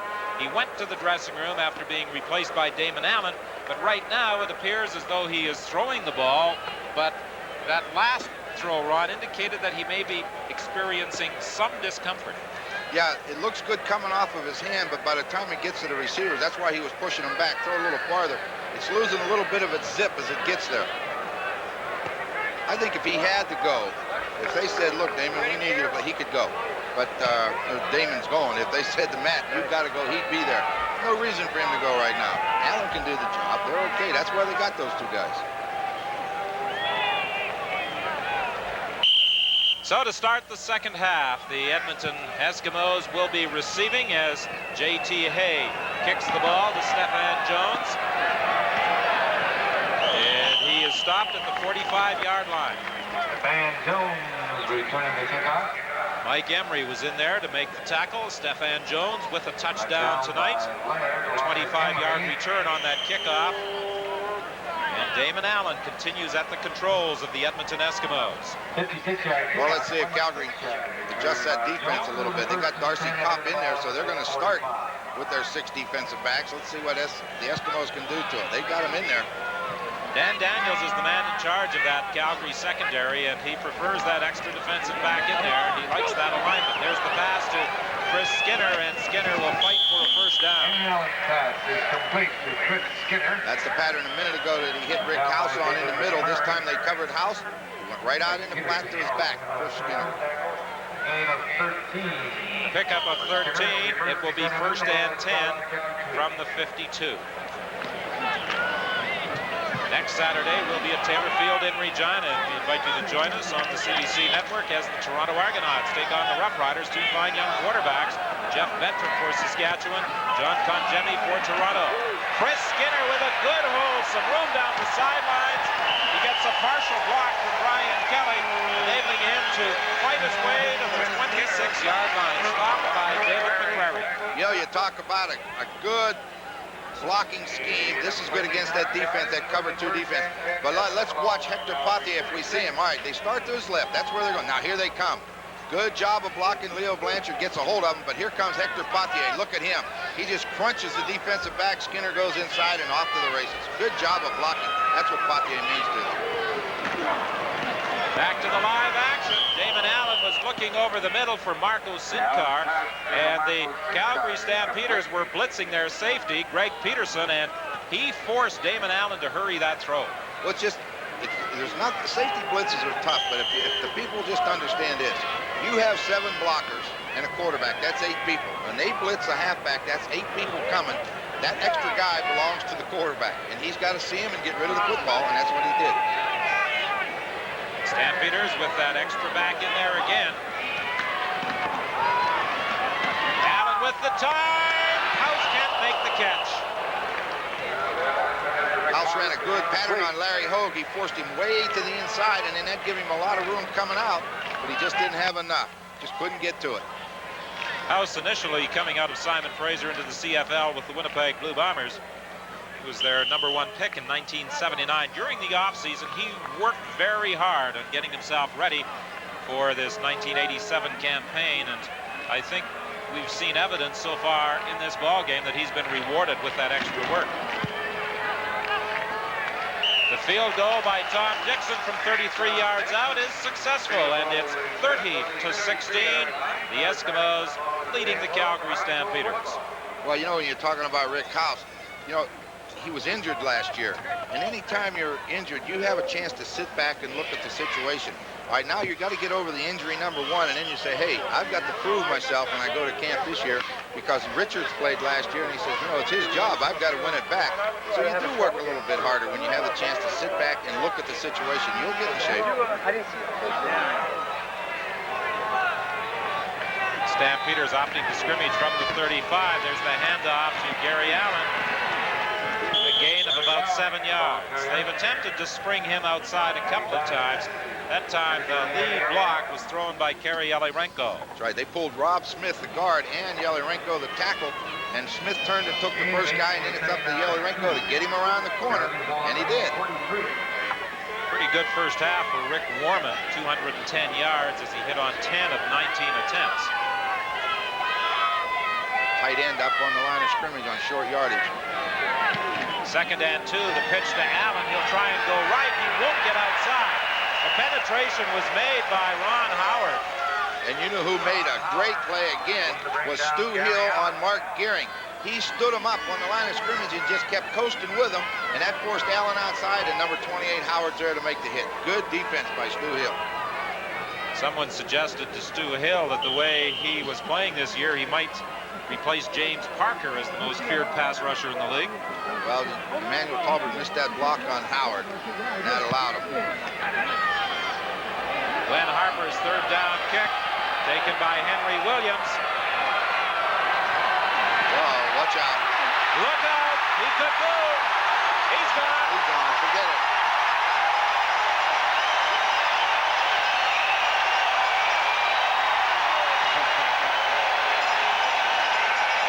I don't know if he's 4-1 or 4-2, but he was faster than everybody on the field.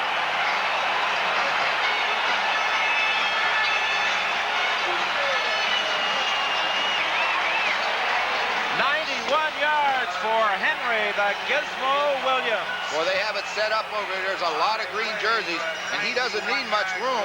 They didn't make a lot of blocks for him. He just took the opening, and right here, there's no way anybody in this stadium was going to catch him. Boy, he was moving.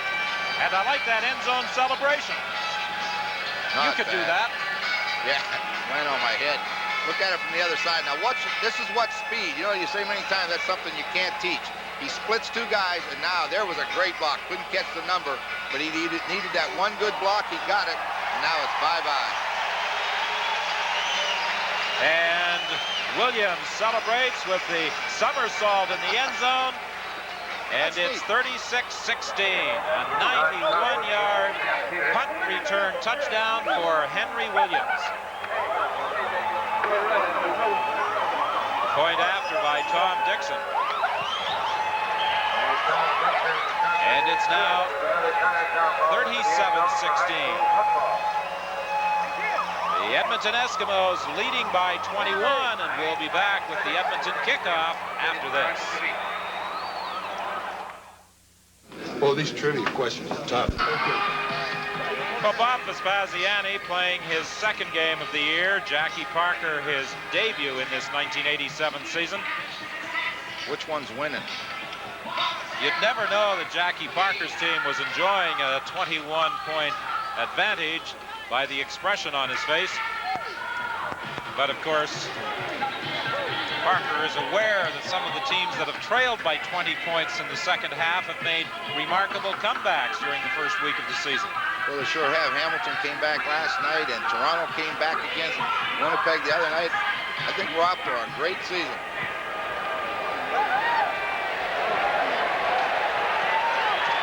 Hopkins goes back to the 5-yard line, and this return gets him back to the 26-yard line. Stopped there by Chris Johnston. Right now, let's join Scott O.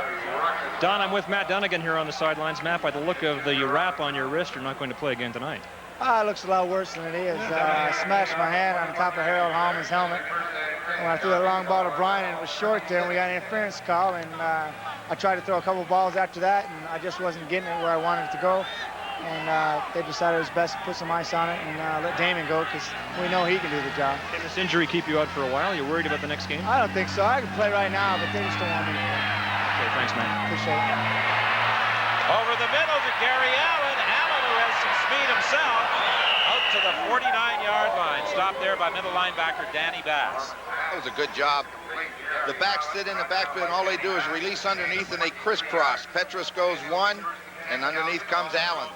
So we're going to take a look at the rush coming up. I think Danny Bass sits back, reads the quarterback, looks for the throw. All right, now he sees what's happening. He starts with Petros, sees Allen catch the ball. Now it's your job to go get him. 23-yard gain, and number 23 gets the ball again. To the outside, and another first down. Again, Danny Bass, the middle linebacker, came over to pull the feet out from under the leading rusher of a year ago. Stampeders need a march right now, Don. When you're trailing 37-16, you need to get a touchdown right now to get some momentum back. You have a tendency to get down, especially on the road. You know, you're playing in front of the bad people up here, the Edmonton folks. If they're in Calgary, the fans would get with them. But right now, they need to get a touchdown. Well, the fans will be with the Stampeders on the 1st of July when they entertain the BC Lions. But that's a rough schedule, 3 games in 10 days. Woodruff, the intended receiver, on the sidelines. He just dropped that one. He was open on the sidelines. Warman hit him with the ball, and he just didn't hold it. Rick Warman, the second-year quarterback who did not play a down in regular season action last year, starting both games this year for the Calgary Stampeders, facing 2nd and 10 from the 49 of Edmonton. 9:29, the time remaining in the third quarter. Warman going deep down the sidelines. Penalty flag in the play as Woodruff was interfered with by Stanley Blair. Well, he had to test him. But I felt early in the game they would test number 5, Stanley Blair, who is a rookie. You got to check him, see if he can play. That's the first time they've gone deep on him when he's had one-on-one coverage, and he got called for interference.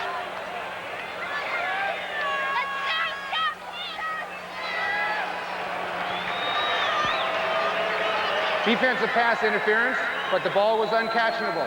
There is no flag. Well, that is a rule in the Canadian Football League, and that was a good call when you look back at it. There was interference, but Woodruff, in the opinion of the official, could not have caught that pass. I think the ball landed out of bounds. I think it was so far out of bounds that he couldn't have got the football. If the ball landed on the field of play, then he probably had a chance. But when it hit out of bounds, no chance. Third down, and the Stampeders are gambling. Over the head of Tim Petrus. Petrus might have had difficulty getting to that first down marker, even had he caught the ball, but Jeff Bentram against John Conjemi. Looking forward to that. That'll be a good game. Chris Skinner, the ball carrier, for a gain of about 6 yards. Stu Laird came in to make the tackle. We'll get an opportunity as well to visit with our old confrere, Leo Cahill. Yeah, I had the opportunity to talk to him earlier this month at one of the preseason games at the Argonauts. He just kind of sat around and talked. I know he's high on Conjemi, a nice young man from the University of Pittsburgh. He didn't follow some bad footsteps there, and Dan Marino. He can throw the ball. Fun to watch him play. Well, Leo has spoke very highly of Conjemi ever since they signed the young quarterback. And He certainly indicated that he can play the game by his second half performance against Winnipeg on Thursday night. Nelson Jones looking for the first down. He'll get it. Inside the 50-yard line. Well, what happens up front on plays like this when you see Nelson Jones or any ball carrier start to his right and come all the way around? That means that offensive line has made contact. They've just kept their feet going and shoved those defensive guys where they wanted to go. And then Jones came right in behind him, got the first down. Nelson Jones injured his ankle on the play, it appeared. See that? Good job by the backside of that Eskimo offensive line. And then Jones, with his second effort, gets the first and 10. Jones limped off to the sidelines. Chris Johnstone has gone into the ball game in his place. Damon Allen throwing. It's intercepted. Richie Hall. As it went off the fingertips of the intended receiver, and Richie Hall alertly grabbed it at the 25-yard line. That's where Calgary will scrimmage when we return. Marco Sincar, the ball's tipped over. Rick House tips it in the air, and Richie Hall, who was covering Sincar, is in the position to make the interception, and then they knock him down. We're just trying to take a look at Harold Holman, number 99. Look at him. They're giving him a pretty good workout. That's Chris Johnstone, 83. They got him shoved 5 yards downfield. Now, that's not the place for a defensive lineman. He's supposed to be 5 yards in the offensive backfield. Richie Hall, one of the smaller players in the CFL, 5'6", 160 pounds, out of Colorado State, with the interception, giving Calgary possession at the 25-yard line. Gorman fakes the pitch, gives inside to Tim Penrith for a gain of almost 5 yards. 7:13 remaining in the third quarter. Just fake a quick toss outside, hand to Petro straight ahead. Good job. They've run the toss 2 or 3 times, but they haven't shown that play. So now it's time to run it. They get 5. They've got to do anything they can right now to keep control of the ball and put it in the end zone. Whether it takes 10 minutes or 3 plays, it doesn't matter. They got to do it. Second and 5, sideline pattern. No good. Willis apparently was out of bounds, even though he did make the catch. So it will be 3rd and 5. He doesn't quite agree with the official. He turned around and said, "I'll never catch a ball out of bounds." There's the ball. Ball's thrown. Pretty close. Referee's right on it. I think he was on the white line.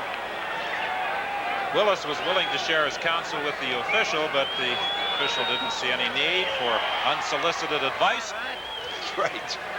We look bad on the next one. There was pressure coming on Harper on that 3rd down punt. It's taken again by Williams. This time he runs it out of bounds. You know, there are some people, I'm sure, who wondered about the decision by the Eskimos to use an import strictly as a special teams player, as the case with Williams. But when you get a 91-yard punt return and excitement almost every time he touches the ball, you can understand the justification for the move. A lot of teams would like to be able to do that. They almost blocked his punt. But as you talk about, they have an import in that position, but he can give you instant field position. So that's referred to an impact player again. From the 54, 1st and 10. Here's the drop play with Nelson Jones. Nelson Jones struggles for about 6 yards before being stopped by Vince Goldsmith. Use the time now. Work on your running game. Keep the ball away from Calgary. They can't score if they don't have it. See, the Eskimos are very content to take it and march. 6 yards, they'll take it every time. A number of players in the CFL are going to those protective shields on their face masks. Some of them have had serious injuries with fingers coming through and getting jabbed in the eye, and I think we'll see an increasing number of players use that extra protection. Damon Allen is dropped for a loss by Quincy Williams first of all, and then Stu Laird, and there's also a penalty flag at the line of scrimmage. Well, it was that bootleg pattern that they threw a while ago where they bring Leo Blanchard out, but Williams beat him. He got to the outside in a hurry and didn't allow him to block him. Illegal procedure. Edmonton, no end. Decline, 3rd down. Well, they weren't lined up properly on the line of scrimmage, so Calgary, obviously, with that big sack, will decline the procedure call, and Jackie Parker is saying to himself, now, what went wrong there? Well, what the referee said is right. You have to have, on the end of the line, you have to have an eligible pass receiver, and they refer to him to as an end. That means there was nobody there. The tackle was the end man. That's an illegal formation.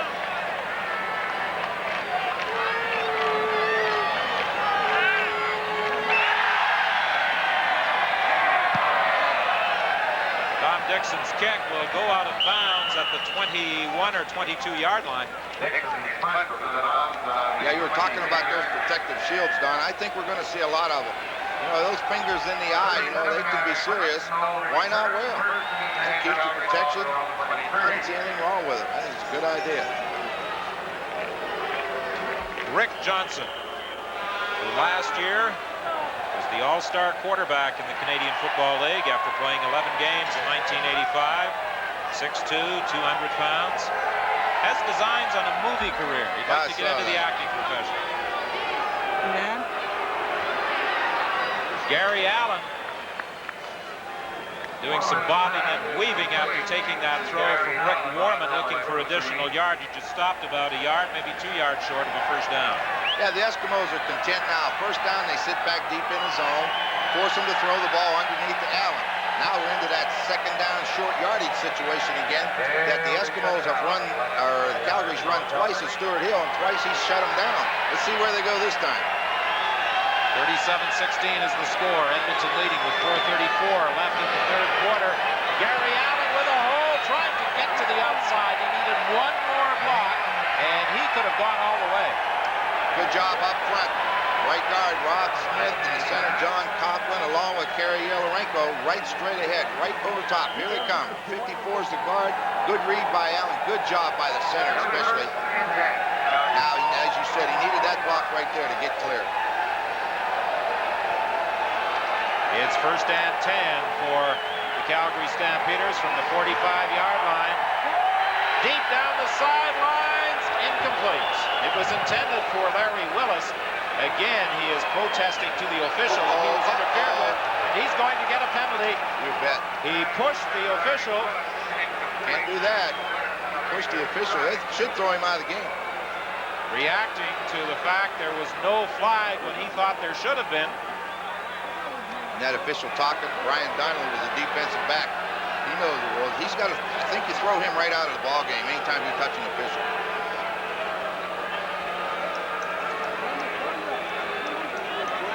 Well, as a professional athlete, you must control those emotions. Unsportsmanlike conduct, disqualification. Yeah. Number 89, Calgary. Good call. 25 yards. Brian Donnelly, the field judge, didn't throw a flag. Willis came over, and you may have just caught a glimpse of Willis giving Donnelly a push, and that is definitely a no-no. Bob Vespasiani is saying, what did he do? He pushed. It wasn't a bump. He actually shoved him with his arm. He actually shoved him. No, he got what he deserved.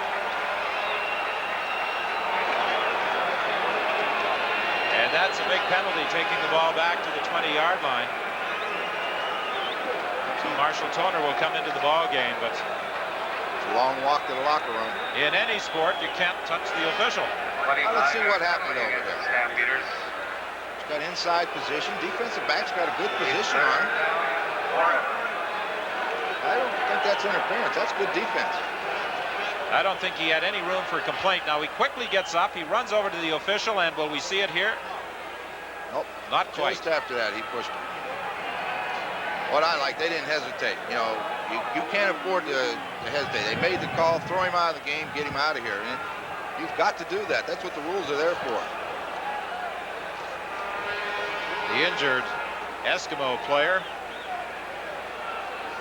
is middle linebacker Danny Bass. Danny Bass, the injured Eskimo. Rubber Bass is up and walking off. And Larry Willis has walked off to the Calgary Stampeder dressing room, and that means Marshall Toner will be coming in. Well, Danny Bass, you know, you talk about sometimes a change is better than a rest. It was like a new lease on life when he came up there. He's had a great career here in Edmonton. He's played very well for the Eskimos, continuing the tradition of strength of that middle linebacking position that they enjoyed in the Dan Kepley era. They've had a few years put together. You know, you take Kepley's years and then Bass's years. You got to go back, what, about 15 years. So that, you know, they've had excellent. Two guys have done a great job. Well, there was some confusion. It is second down, not third down. The Stampeders had sent in the punting unit.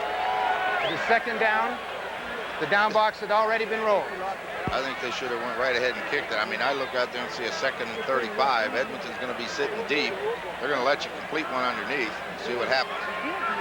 And, of course, you lose some of that speed with the disqualification of Willis.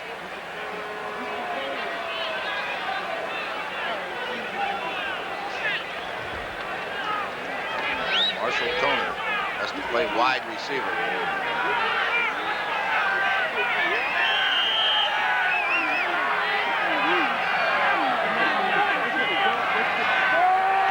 Draw play with Gary Allen. Got to the 24-yard line, and now they'll be able to send in the punting unit. They were in a man-to-man defense, and number 30, Danny Bass, is assigned to Gary Allen. So when Gary Allen takes the handoff, Danny Bass should be there to make the tackle, and he was.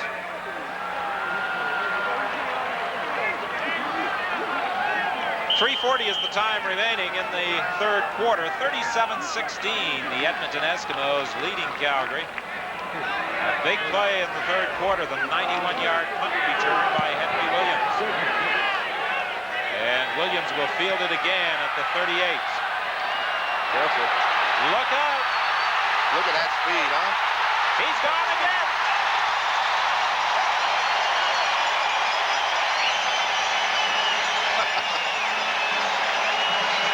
If he continues performing this way, he'll have to practice new end zone routines. Well, that was pretty. They were just had a middle return. They were just trying to block everybody to the outside. He got a crease, and then it was straight speed from there on. 72 yards, and talk about excitement. This man provides it. Henry Williams, 72 yards, his second punt return touchdown of the quarter. Now watch him. He stopped, cuts back in, didn't get the hit on him, and now you're in trouble. Look at the speed. They had angles on him, and he just split them. And once he got by them, Harper had no chance. Well, one thing you can't teach is speed, and Henry Williams has it in abundance. The point after by Tom Dixon, and the Edmonton Eskimos move in front 44-16. We'll be back with their kickoff after this. We're talking to Canadians about taking charge of their financial futures because security and independence are important to us all. The life and health insurance industry recognizes that financial success means different things to different people. That's why we offer a wide choice of products, like RRSPs, disability insurance.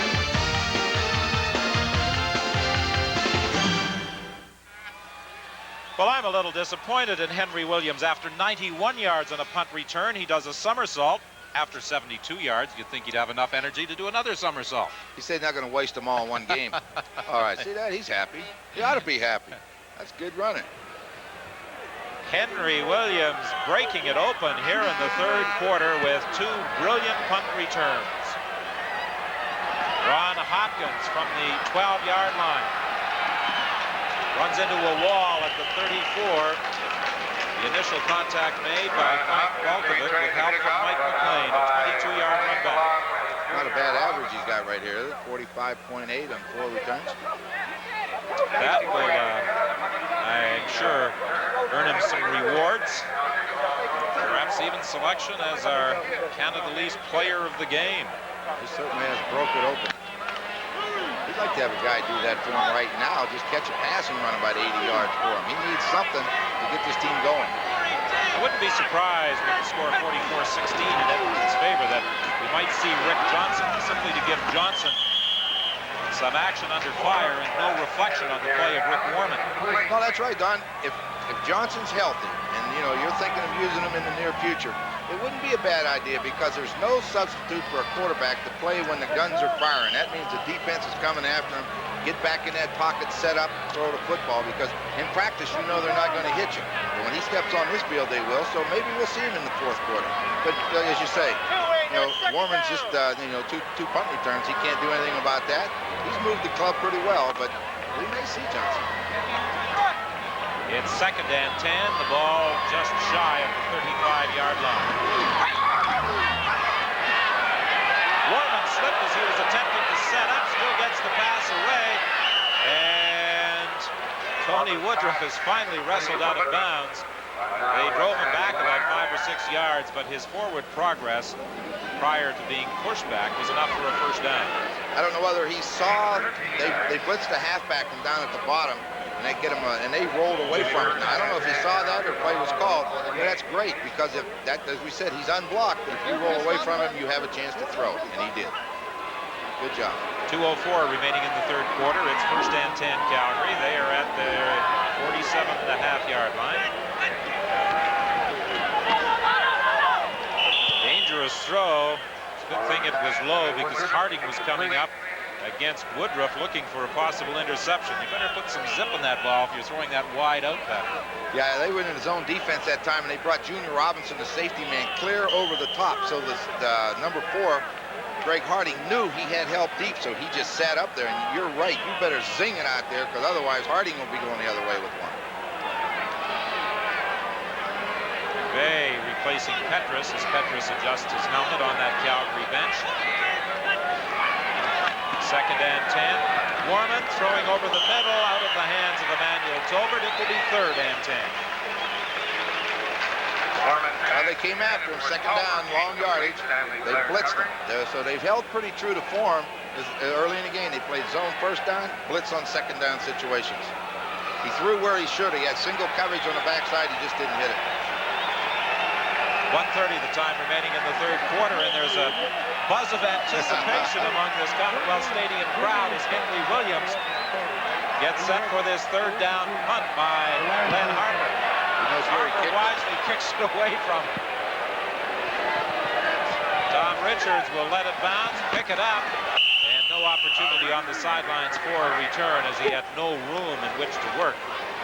I thought he'd try to just kick it on an angle, try to kick it up in the stands.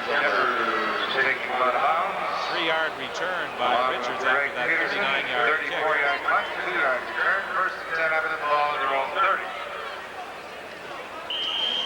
44-16 is the score with 1:13 left in the third quarter.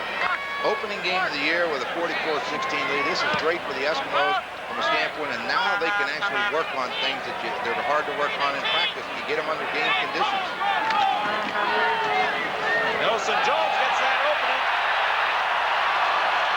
And he drops into Calgary territory at the 53-yard line. Larry Hogue was there to make the tackle. Does an excellent job of blocking again on that left side. Hector Patier and Rudy Phillips. Just a quick handoff. It's straight ahead. Good job. Had a good hole to run through. They missed the tackle. Now he's into the open field. Hogue finally tries to get to him, brings him down. Get that running game sharp. They were the leading rushing team last year in the CFL. They'd sure like to do that again. Native of Jamaica, who played at North Dakota State. Initially into the CFL with the Winnipeg Blue Bombers. Damon Allen scrambling for some time, throwing out of the arms of Chris Skinner. It hit him right between the numbers. You think he's got any quick feet? There's nowhere for him to throw the football. This is excellent athletic ability when you say a guy can move around. Just watch the footwork of him. Now he's looking to throw. It's supposed to be gone. There's no one open. So he's looking for a place to run. Now watch him spin right back up. Boom, there he goes. Quickness, that's the name of the game. You know, you don't have to be real fast as a quarterback, but you got to be quick.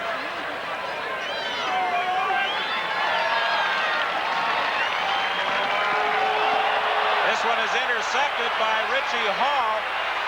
Tom Richards was the intended receiver, and he and Richie Hall got their feet tangled up. Richards went down. Hall made the interception on the final play of the third quarter. Calgary in a blitz. It's just a foot race. Richards is just going to run. We're going to try to lob it over to you. And as Don mentioned, they got their feet tangled up. Richards went down. Hall comes up with his 2nd interception of the game. There he is.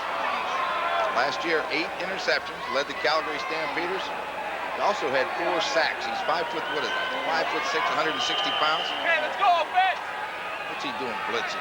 Well, a couple of the little guys have certainly played big roles tonight for their respective teams. Hall with those 2 interceptions, and Henry Williams with those 2 punt returns. That deep throw intended for Emmanuel Tolbert, and Rick Warman wound up and fired it a good 5 to 10 yards over his head. And he didn't fool Junior Robinson one bit. He stayed right back in the middle where he belongs. He's there to help out on the coverage. Let's see Warman. He comes back. Okay, now where's it coming from? They got him contained. And a hit after the play, and down he goes. Didn't hurt him, just kind of laid him down. The man who put him to the turf was John Mandarich. Kind of a free spirit at that defensive tackle spot. Warman is down again, and it's Danny Bass this time from his middle linebacking position, making the tackle. Well, second down, 10. What do we say? They blitz, second and 10. Who was it? Middle linebacker comes through and makes a sack. With our reverse angle, take a look. All right, Warman's back. Number 30, the middle linebacker, is going to be the guy that comes right up the middle, gets hold of him by the jersey, pulls him down. They've held pretty true to form since the beginning of the game. They haven't changed their plan of attack at all, both ways, offense or defense. Bass has played a solid game tonight for the Eskimos. Richards for the return from the 20-yard line. Henry Williams was attempting to block. I'm sure in the Eskimo scheme they would much prefer to have Williams returning those punts. The statistics through 45 minutes of play, the Stampeders have more yards passing, the Eskimos with more yards rushing. And look at that time of possession. Almost 8 minutes in favor of the Calgary Stampeders, but it's a 44-16 ball game with just 1 yard difference in terms of total offense. But those 2 punt returns have accounted for the discrepancy in the score, and they broke this game open in the third quarter. And the time of possession. I mean, how long does it take a guy to run it 90 yards and 50 yards? 8 seconds? You know, I mean, heck, give it to him. That's why Calgary's had to march and march hard. The injured Stampeder is the cornerback, David McCrary, who had a rather serious groin injury in training camp this year that required an operation. Looks like his head a little bit. Looks like they're talking to him anyway. Anyhow, I hope everything's okay. But I think every team is concerned about any of those neck and head injuries, particularly after the incident with James Bell last year. Yeah, they sure are. Here it comes. Just a good head-on collision with Tom Richards is all it was. He just got the worst of it. And they're very, very careful. They don't move him or anything, and if they have any questions, they'll bring the doctors and everybody before they move him. There he is, 24 years old, and then a rookie, pure rookie. Had no experience before he came up here. Seems to be okay. They got him sitting up. Just checking to see if he knows where he's at. Pat Clayton making sure that everything is okay before he removes him from the playing field.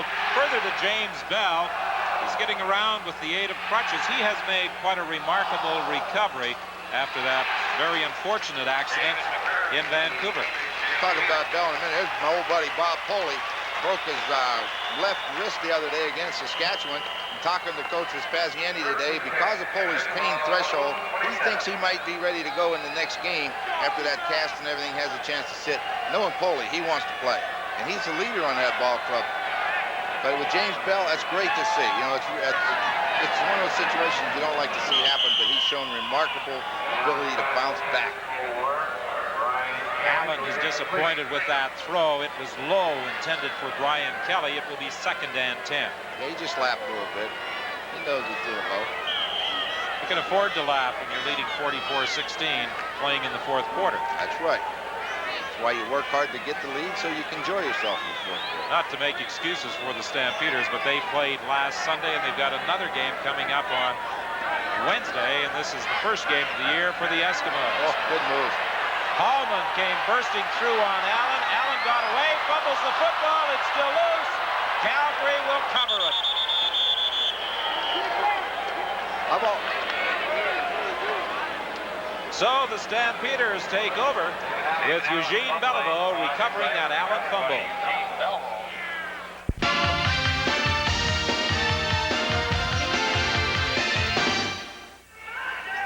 On this reverse angle, we're going to see, I've always been a believer that a quarterback can escape to his left quicker than he can to his right.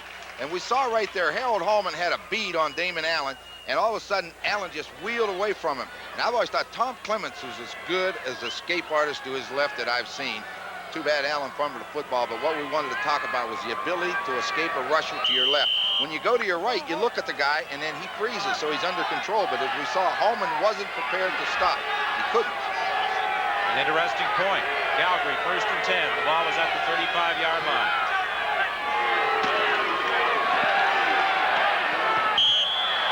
Throw was low, falling well short of Gary Allen. They broke their tendency right there. They blitzed on 1st down. They actually came after him on 1st down, and I might have disrupted their plans, but they forced a low throw anyway. A reminder that this program is copyrighted and is strictly for the private use of our audience. Any reproduction, retransmission, or exhibition in whole or in part without the written consent of the Canadian Broadcasting Corporation is strictly prohibited. Second and 10. Edmonton showing blitz. Penalty flag in the play as Tim Petrus gets to the outside and gets a 1st down. But let's wait for that penalty call. Good penetration, but they got outside of it, and Tom Spolatini, number 61, got around the corner, threw a heck of a block to spring Allen, but I think it's going to come back. Number 56, Calgary. The center, John Coughlin, is guilty of the holding call. Coughlin, primarily a backup, replacing the injured Bob Pulley, whom we saw a few moments ago at that Calgary bench with that big cast on his hand. Yeah, that's for sure. Pulley, I know him well enough to know he wants to get right back in there and playing. And last year he was, the all-star center, and that's quite a feat for him, for a guy that never played offense until he turned professional. I was glad to see that. Second and 20 as Rick Warman continues to direct the attack for Calgary.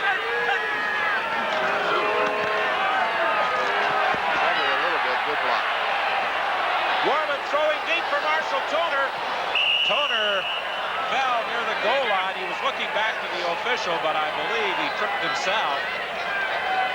Got his legs crossed as he attempted to cut back, even though there were 2 defensive backs with him, Junior Robinson and Stanley Blair.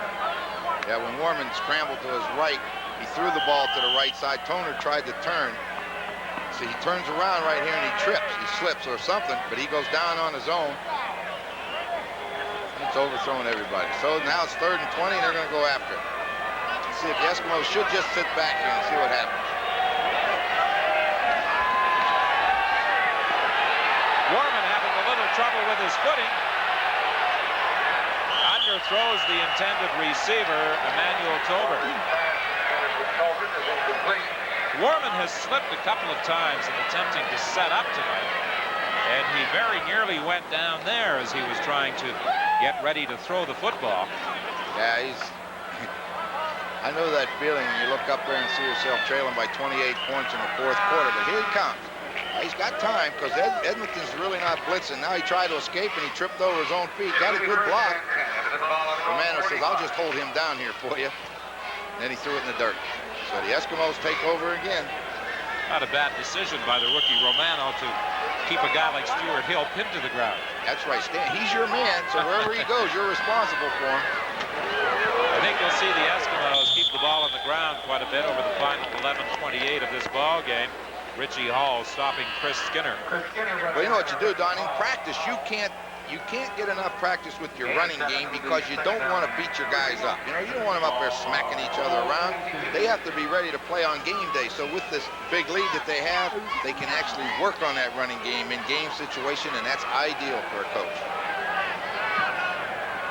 Second and 3 for the Eskimos. For Chris Skinner, wide open. And Skinner is brought down at the 38-yard line by Larry Ho.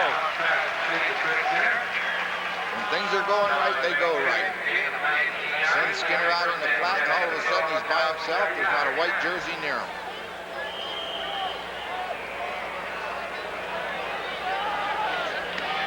Well, the Eskimos certainly have 3 fine Canadian running backs in Skinner, Milson Jones, and Chris Johnston.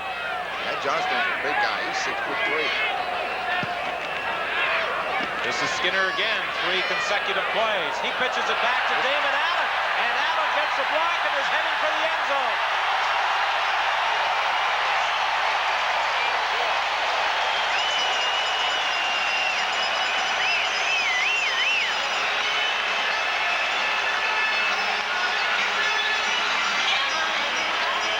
Well, we just said when it's going your way, it's going. I mean, it takes years of practice to get that right, and they did it on the first try. Stefan Jones was the man who threw the block for Damon Allen after he took that pitch from Chris Skinner. Damon Allen's just standing back out here out of the way like a good quarterback should do. Say, hey, I don't want that ball, but he shows some good speed, and number 78 steps in, makes the block. Now it's just speed, and he's gone.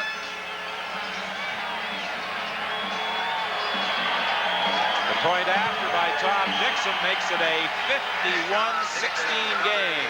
The Eskimos leading the Calgary Stampeders will return with the Edmonton kickoff right after this.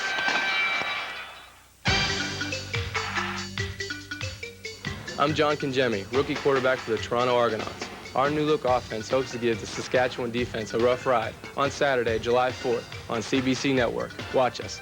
Hi, I'm Nick Hebler. John Kachemi, you said you're going to give us a rough ride? You haven't heard of Ride or Pride, baby. July 4th, the CFL on CBC. Beat it.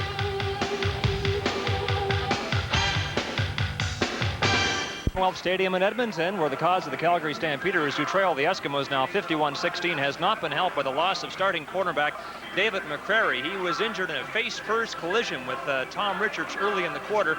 Pat Clayton, the trainer, the team doctor, spent a lot of time examining him, taking no chances with a suspected head injury. He'll not be back tonight. Yes, two starters, Scott, out of that lineup for the Calgary Stampeders. The ejection of Larry Willis and the injury to David McCrary. Marshall Kohler, pitched by Chris Johnson. But the big problem tonight for Calgary has been containing Henry Williams on those two brilliant third-quarter punt returns, one of 91 yards, the other of 72 yards. And while Rick Warman had some success throwing that football in the first half, he's had problems in the second half. The Eskimos going 65 yards in just 3 plays. Chris Skinner handled the football on all 3 plays, but he didn't get the touchdown, pitching out to Damon Allen for the major score. Just behind Tony Woodruff, he had to reach back for that throw from Rick Warman. You know, I think that when you have a chance and listen to the people talk about who's the best club in the West this year, Edmonton seems to have been the one they were all favoring. Their offense has gone well for them. Their defense is tough, and we saw what their special teams can do. May not have been a bad preseason choice. Chris Johnstone is the object of concern of the medical staff of the Edmonton Eskimos. Dr. Don Cherry.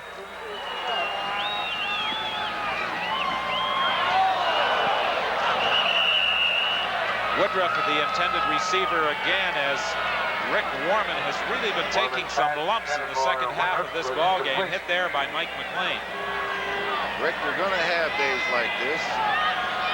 Johnson says, hang in there, Rick, you're doing a great job. Well, we kind of thought that Rick Johnson might get an opportunity to play some in this second half. Let's take a look. I mean, quarterbacks take a lot of hits, and especially when you're getting beat like this. Just he lets it go, bang. He took another good hit.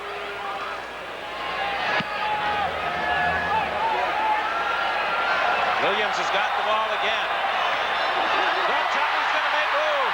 I thought he might make it 3 tonight on punt returns, and had Greg Peterson not got his arms around him, I think he was gone. Well, he doesn't need much of a crack in the defense because of his speed. He's got something that just brings fans to their feet to see, and it's Number great to see. 45 I Edmonton. think you need somebody like that.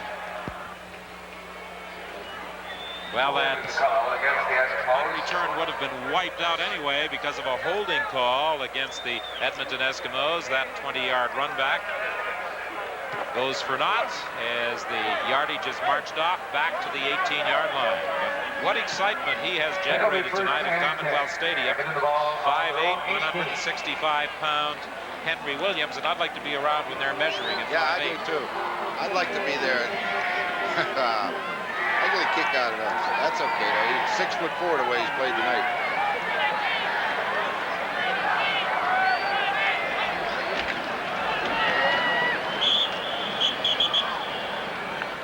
not much room going up the middle. Johnston, the ball carrier, so obviously that concern over at the bench was for naught as he is back in there performing. The ball on here is also on the tackle. Gain of 4 yards. Going to be second down and 6. The ball is on 22.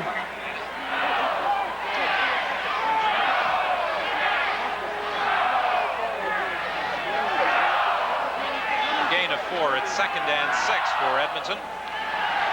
8:31 remaining here in this fourth quarter. The pass intended for Rick House, and House is down, holding that shoulder. I believe that's a shoulder that he hurt last year that he's just getting over. And again, Calgary came with a blitz, bring everybody after him. House does what he should do, try to get to the middle. He did, couldn't hold on, but you hate to see this happen to him because you said he worked so hard in the offseason to win that spot back. Don't want to see him get injured. Inside. Reaching for that ball, and he had that shoulder in a rather awkward position as he was knocked to the turf, and he reached immediately up under his shoulder harness, and he is in some pain. He had that elbow hit the ground first, and then with his weight plus the defensive back's weight coming down on it, shoulder takes a heck of a shock. See what's going on, see how he's feeling here. You know, we talked about the exciting punt returns of Henry Williams. He has accounted for 183 yards on punt returns in tonight's ball game, and he is closing in on a CFL record for punt return yardage in a single game. That mark of 208 yards set by Moody Jackson of Ottawa way back in 1976. Darnell Clash of the BC Lions last year had 201 yards against the Saskatchewan Roughriders. We were at that game. We sure were. That was something to watch him move around. He was a good one. Hope he's back to form. Well, I'd like to see Henry Williams under those circumstances get another opportunity to return a punt, although I'm sure Stampeders and their fans aren't so anxious to see that happen. No, I don't think so. Gary Allen wrapped up almost immediately. Bruce Green was the first to make contact with him. 43-yard kick with a 2-yard run back. Well, David McCrary is being escorted to that Calgary Stampeder dressing room. We're going to further examine that hit he took in the head, and there is speculation that Rick House may have injured his forearm, we're told. Tough game. We got one walking off the field on each side. Warman is dropped by Stuart Hill. Hill has been a thorn in the side of the Stampeders almost from the opening play. Well, as you mentioned earlier, they think this could be his year as a defensive football player, and let's face it, everybody knows they got to throw the football, so those defensive linemen just wind up and go. That makes it very, very difficult to block.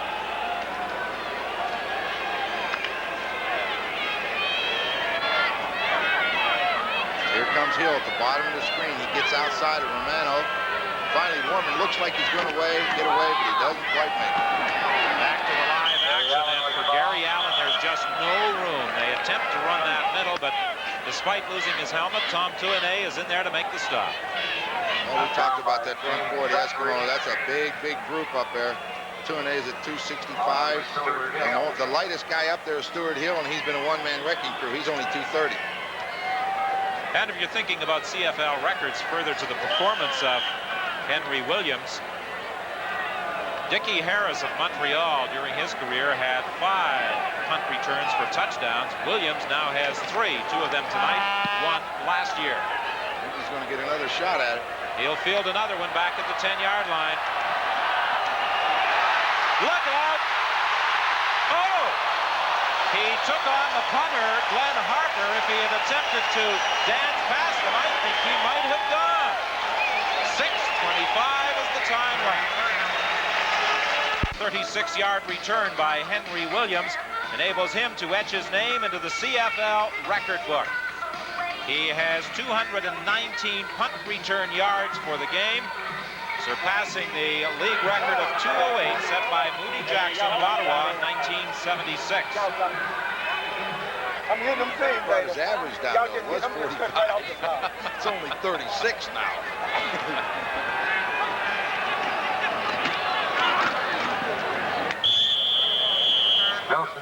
Milson Jones picked up about 3 yards. Bernie Morrison, the middle linebacker, and the defensive end Stu Laird made the tackle. 5:59 is the time remaining. It was 14-7 for Edmonton at the end of the first quarter, 27-16 at the half, and then those 2 big punt returns for touchdowns enabled the Eskimos to put it away in the third quarter. Primarily, that's been the big difference in the ball game because the Stampeders have been forced to go all out and gamble ever since. That's for sure. The game was close, 27-16. 2 punt returns for touchdowns. Now it's an almost impossible task. That broke the game open. I think he might have a shot at maybe winning our player of the game. Time count violation, Edmonton number 9. That's the second time that Damon Allen has taken too long in getting a play underway, and I'm sure Jackie Parker will be talking about that with Damon Allen tomorrow. Yeah, a 51-16 lead, you still don't get careless, and that's carelessness, 20 seconds, and don't get in the habit of taking those time count violations. Let's get on with the game. Doesn't matter what the score is now. You're still playing. Let's play it hard.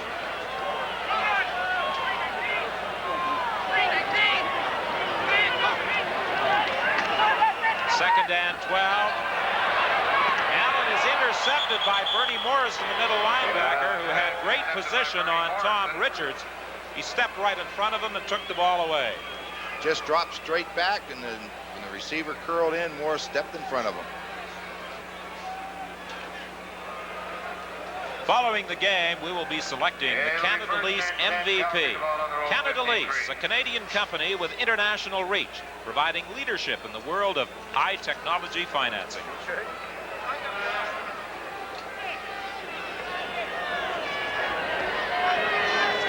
Bob Vespasiani opts to stay with Rick Warman as his quarterback. Emmanuel Tolbert was the intended receiver. It's intercepted by Cliff Tony. So very quickly that ball changes hands. First the interception by Morrison, and now Tony with a theft of his own to give the ball right back to the Eskimos. Well, you don't get any better coverage than this. Number 6, Cliff Tony's got Emmanuel Tolbert man-to-man. When he breaks out, he goes right underneath. There he goes. Plays it, the ball bounced up, he picks it off. A standing ovation here for that defensive group. I think the standing ovation may be for Henry Williams because they have just announced in the public address system that he has established the league record for punt return yardage in a single game. I'll go along with that. Chris Johnstone runs for about 8 yards. Chris Johnson with the ball. Right now, let's bring in Scott Oak. Well, Don, the story on Rick House is not very promising at this point. You know he had that brilliant one-handed catch in the first quarter, signaling that he was ready for this season after an injury-plagued season of last year. But he's gone to the Edmonton dressing room. Trainer Canelo confirms the injury does have a lot to do with his shoulder, and he won't be back tonight. Well, we just hope he is able to return, Scott, within the not-too-distant future, because he came into training camp this year in great shape and was playing very well at that slot back position. Here's a man who's been playing well tonight, Chris Skinner, and down the sidelines he goes with that block from Brian Kelly. He can't quite get away. Larry Hogue came over to make the tackle. It looked as though Kelly had made the contact with Hogue to take him out of the play, but an excellent recovery by Hogue to fight his way back into the action. Shows like a sprint, and the linebackers went with him, and then Heck Potier pulls and makes a good block for him, and now it's just a race. He gets a good block down here, but Hogue recovered and makes the play on him. Just gets hold of him. Hogue looked like he was blocked, and he bounced off of it and was able to make the tackle. 38 yards to the 9-yard line. It's first and goal. Allen firing over the middle, looking for Brian Kelly. He was being covered by Hogue. It will be second and goal. For Brian Kelly. Good job of coverage. He tried to come inside. He got inside the receiver. But Larry Hogue, who now moved out to the play the corner, just stepped right in there and got his hands on it. Larry Hogue in to break up the play. It'll be second and goal to go after the ball from the Calgary goal. Second and goal. The ball just inside the 10-yard line with 3:12 remaining in the ball game. 51-16 is the score. Draw play. They won't make it as Chris Skinner is stopped by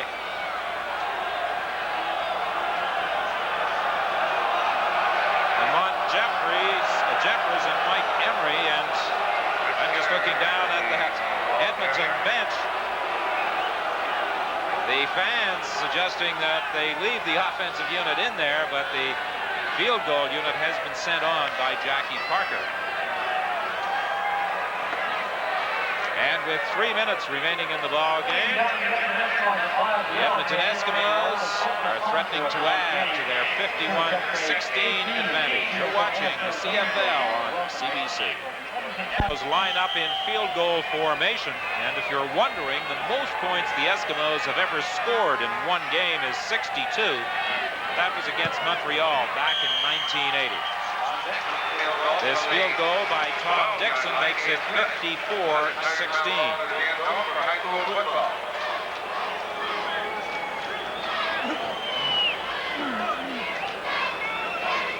The Eskimos initially thinking they would be preparing to meet the Winnipeg Blue Bombers for their opening game at Commonwealth Stadium. Because of the reshuffling of the schedule, of course, the Calgary Stampeders, on just 2 days' notice, were sent here to play. Bob Vespasiani had given his team 2 days off, Tuesday and Wednesday. He said there was no point trying to get them all back. Some had gone home, some had gone to take a bit of a vacation up in the mountains. He said, so we only had really 1 day to get ready for this game. Vespasiani himself was out of town when the announcement was made. He had taken a day off, that Montreal had ceased to operate, and that the Calgary Stampeders would be playing the Edmonton Eskimos tonight. Gary Allen has a gain of about 9 yards, and Vespasiani doesn't really have much time to prepare for his next game either. The only advantage he has in this one is that the opponent, the BC Lions, have even less time to get ready. That's right. They play tomorrow, so it's going to be one of those weeks. 3 games in 10 days. That's tough to get ready for. You just hope you don't get a lot of guys hurt. Woodruff makes a good catch out at the 40. No, ball got away from him. When he came down, the ball was knocked out of his hands by Stanley Blair. It looked as though he had reached high to haul that one in with 2:21 remaining. Well, he went up and got it, got his hands on it, but a defensive back is taught this: when that ball hits the receiver's hands, try to strip it from him. All right, here he comes, breaks to the post, the ball's delivered, but here comes Blair. The ball's high, so he goes up, gets that left hand on it, strips it from the receiver. Good defense. They say Blair's going to be a good one, the rookie. The pitch to Gary Allen. He tried to turn the corner, but he was prevented from doing so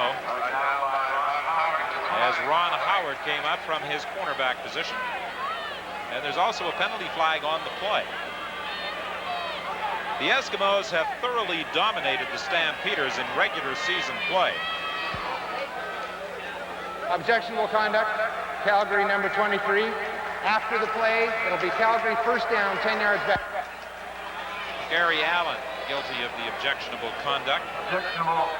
Edmonton has now won 9 regular season games in a row against the Stampeders. The last time the Stampeders defeated Edmonton during regular season play was on September 5th, 1983 at McMahon Stadium, and they just eked out an 18-15 triumph in that one.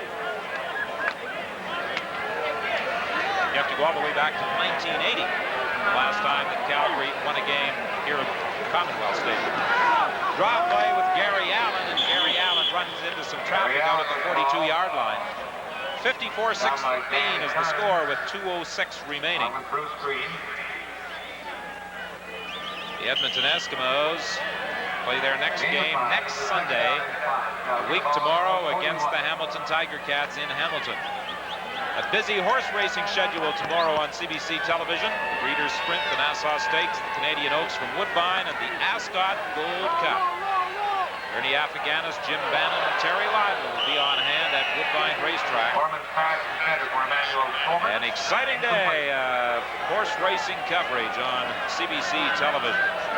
I think we've got an exciting lineup of CFL football on CBC television on Saturday nights this year as well.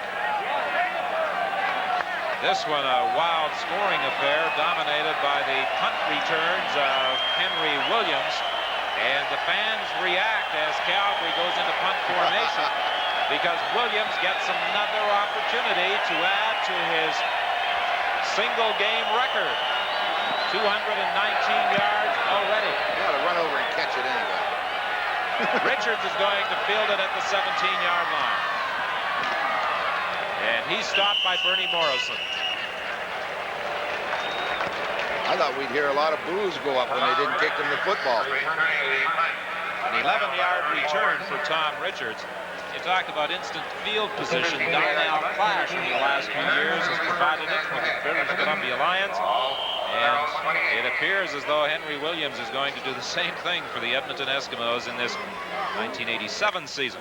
Well, those punt returns can be such an offensive weapon. You know, that instant field position or touchdown, whatever it comes. Boy, that's what you want. Gets that offense out of a jam a lot of times. Ball is fumbled. The handoff went to Chris Skinner, and the Calgary Stampeders indicate they have recovered, and the officials concur. Vince Goldsmith dropped on that loose ball. Just a bad handoff on the exchange. Allen Skinner fumbling on the play. Ball seemed to either hit his knee or something, but it just rolled free. They're going to get a good look at it. Comes back, just hands it off. Looked like he put it in there pretty good. It went right out the other side. So the Stampeders will get another offensive opportunity with 1:28 remaining in the game as Vince Goldsmith scoops up that loose ball. Goldsmith, a former Shenley Award winner with the Saskatchewan Roughriders in his rookie year of 1981. Warman going to the sidelines, too far for Emmanuel Tolbert. It will be 2nd and 10. What you call a comeback pattern where the receiver will drive the defensive back down the field and then come back to the sidelines. But Warman threw it a little bit too far. He couldn't get back far enough to get it. 2nd and 10. The ball is at the 28-yard line. Again, we remind you that next Saturday our telecast will originate from Taylor Field in Regina as the Rough Riders entertain the Toronto Argonauts. Warman firing over the middle, this time completing to Tony Woodruff for a big first down at the 6-yard line. Pretty well thrown football, Don. The last time he went down into the inside, the ball was high and it allowed Blair to get the hand and knock it down. This time, down low, he cradled the ball into the arms. Blair can't do anything about it. A pickup of 22 on the strike from Warman to Woodruff. 1:12 is the time left in the game. It's 1st and goal for the Stampeders. They trail 54-16. Lobbing it into the end zone, intended for Emmanuel Tolbert. He got tripped up as he attempted to run his pattern. He and Ronnie Howard had collided. Tolbert was able to regain his balance and tried to go after that football, but he had been spun around. So it will be 2nd and goal from the 6. Yeah, when he got spun around, he couldn't find the ball. He looked up. Take a look at it here. As the ball's thrown, now maybe we'll see Tolbert. He tries to turn around to find the football. Now he just locates it over the top of his head, can't get to it. A little disoriented there, and it's 2nd and goal from the 6-yard line. Warman throwing into the end zone, looking for Woodruff over his head. Hey, I can't get the hook. So it will be 3rd and goal from the 6-yard line. Because of the adjustment in the schedule, the made-up games, because of the demise of the Alouettes, Calgary Stampeders this year play the BC Lions 4 times. They originally were slated to go against Winnipeg on 3 occasions, and they also play Hamilton 3 times. 3rd and goal. It'd be nice to see him get one in here. You know, it's been a tough night for the young rookie. Nice to see him at least end it off good. Fires the pass intended for Woodruff, who protests again. And he was interfered with by either Stanley Blair or Mark Norman, but there were no flags. They had good coverage on it. They had great coverage, but I think if we get a look at it, I don't know how close we'll get right here. I think they got a hold of his right arm. I don't think he could get his arm up to catch the ball. A little bit disappointed. The ball's coming in.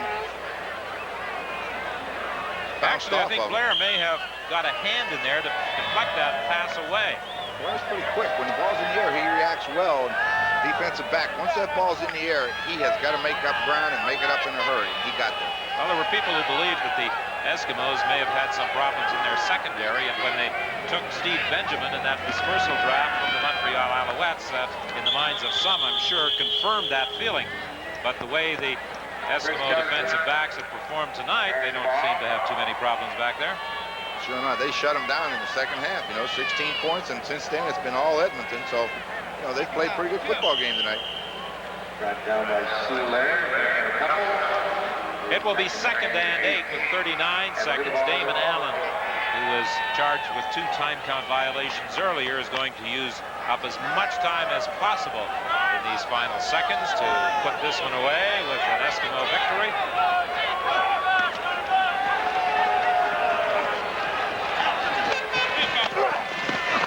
Allen dove forward, and I'm sure Jackie Parker may speak to him about that and say, with only 18 seconds left, Damon, go out of bounds when you've got the opportunity, please.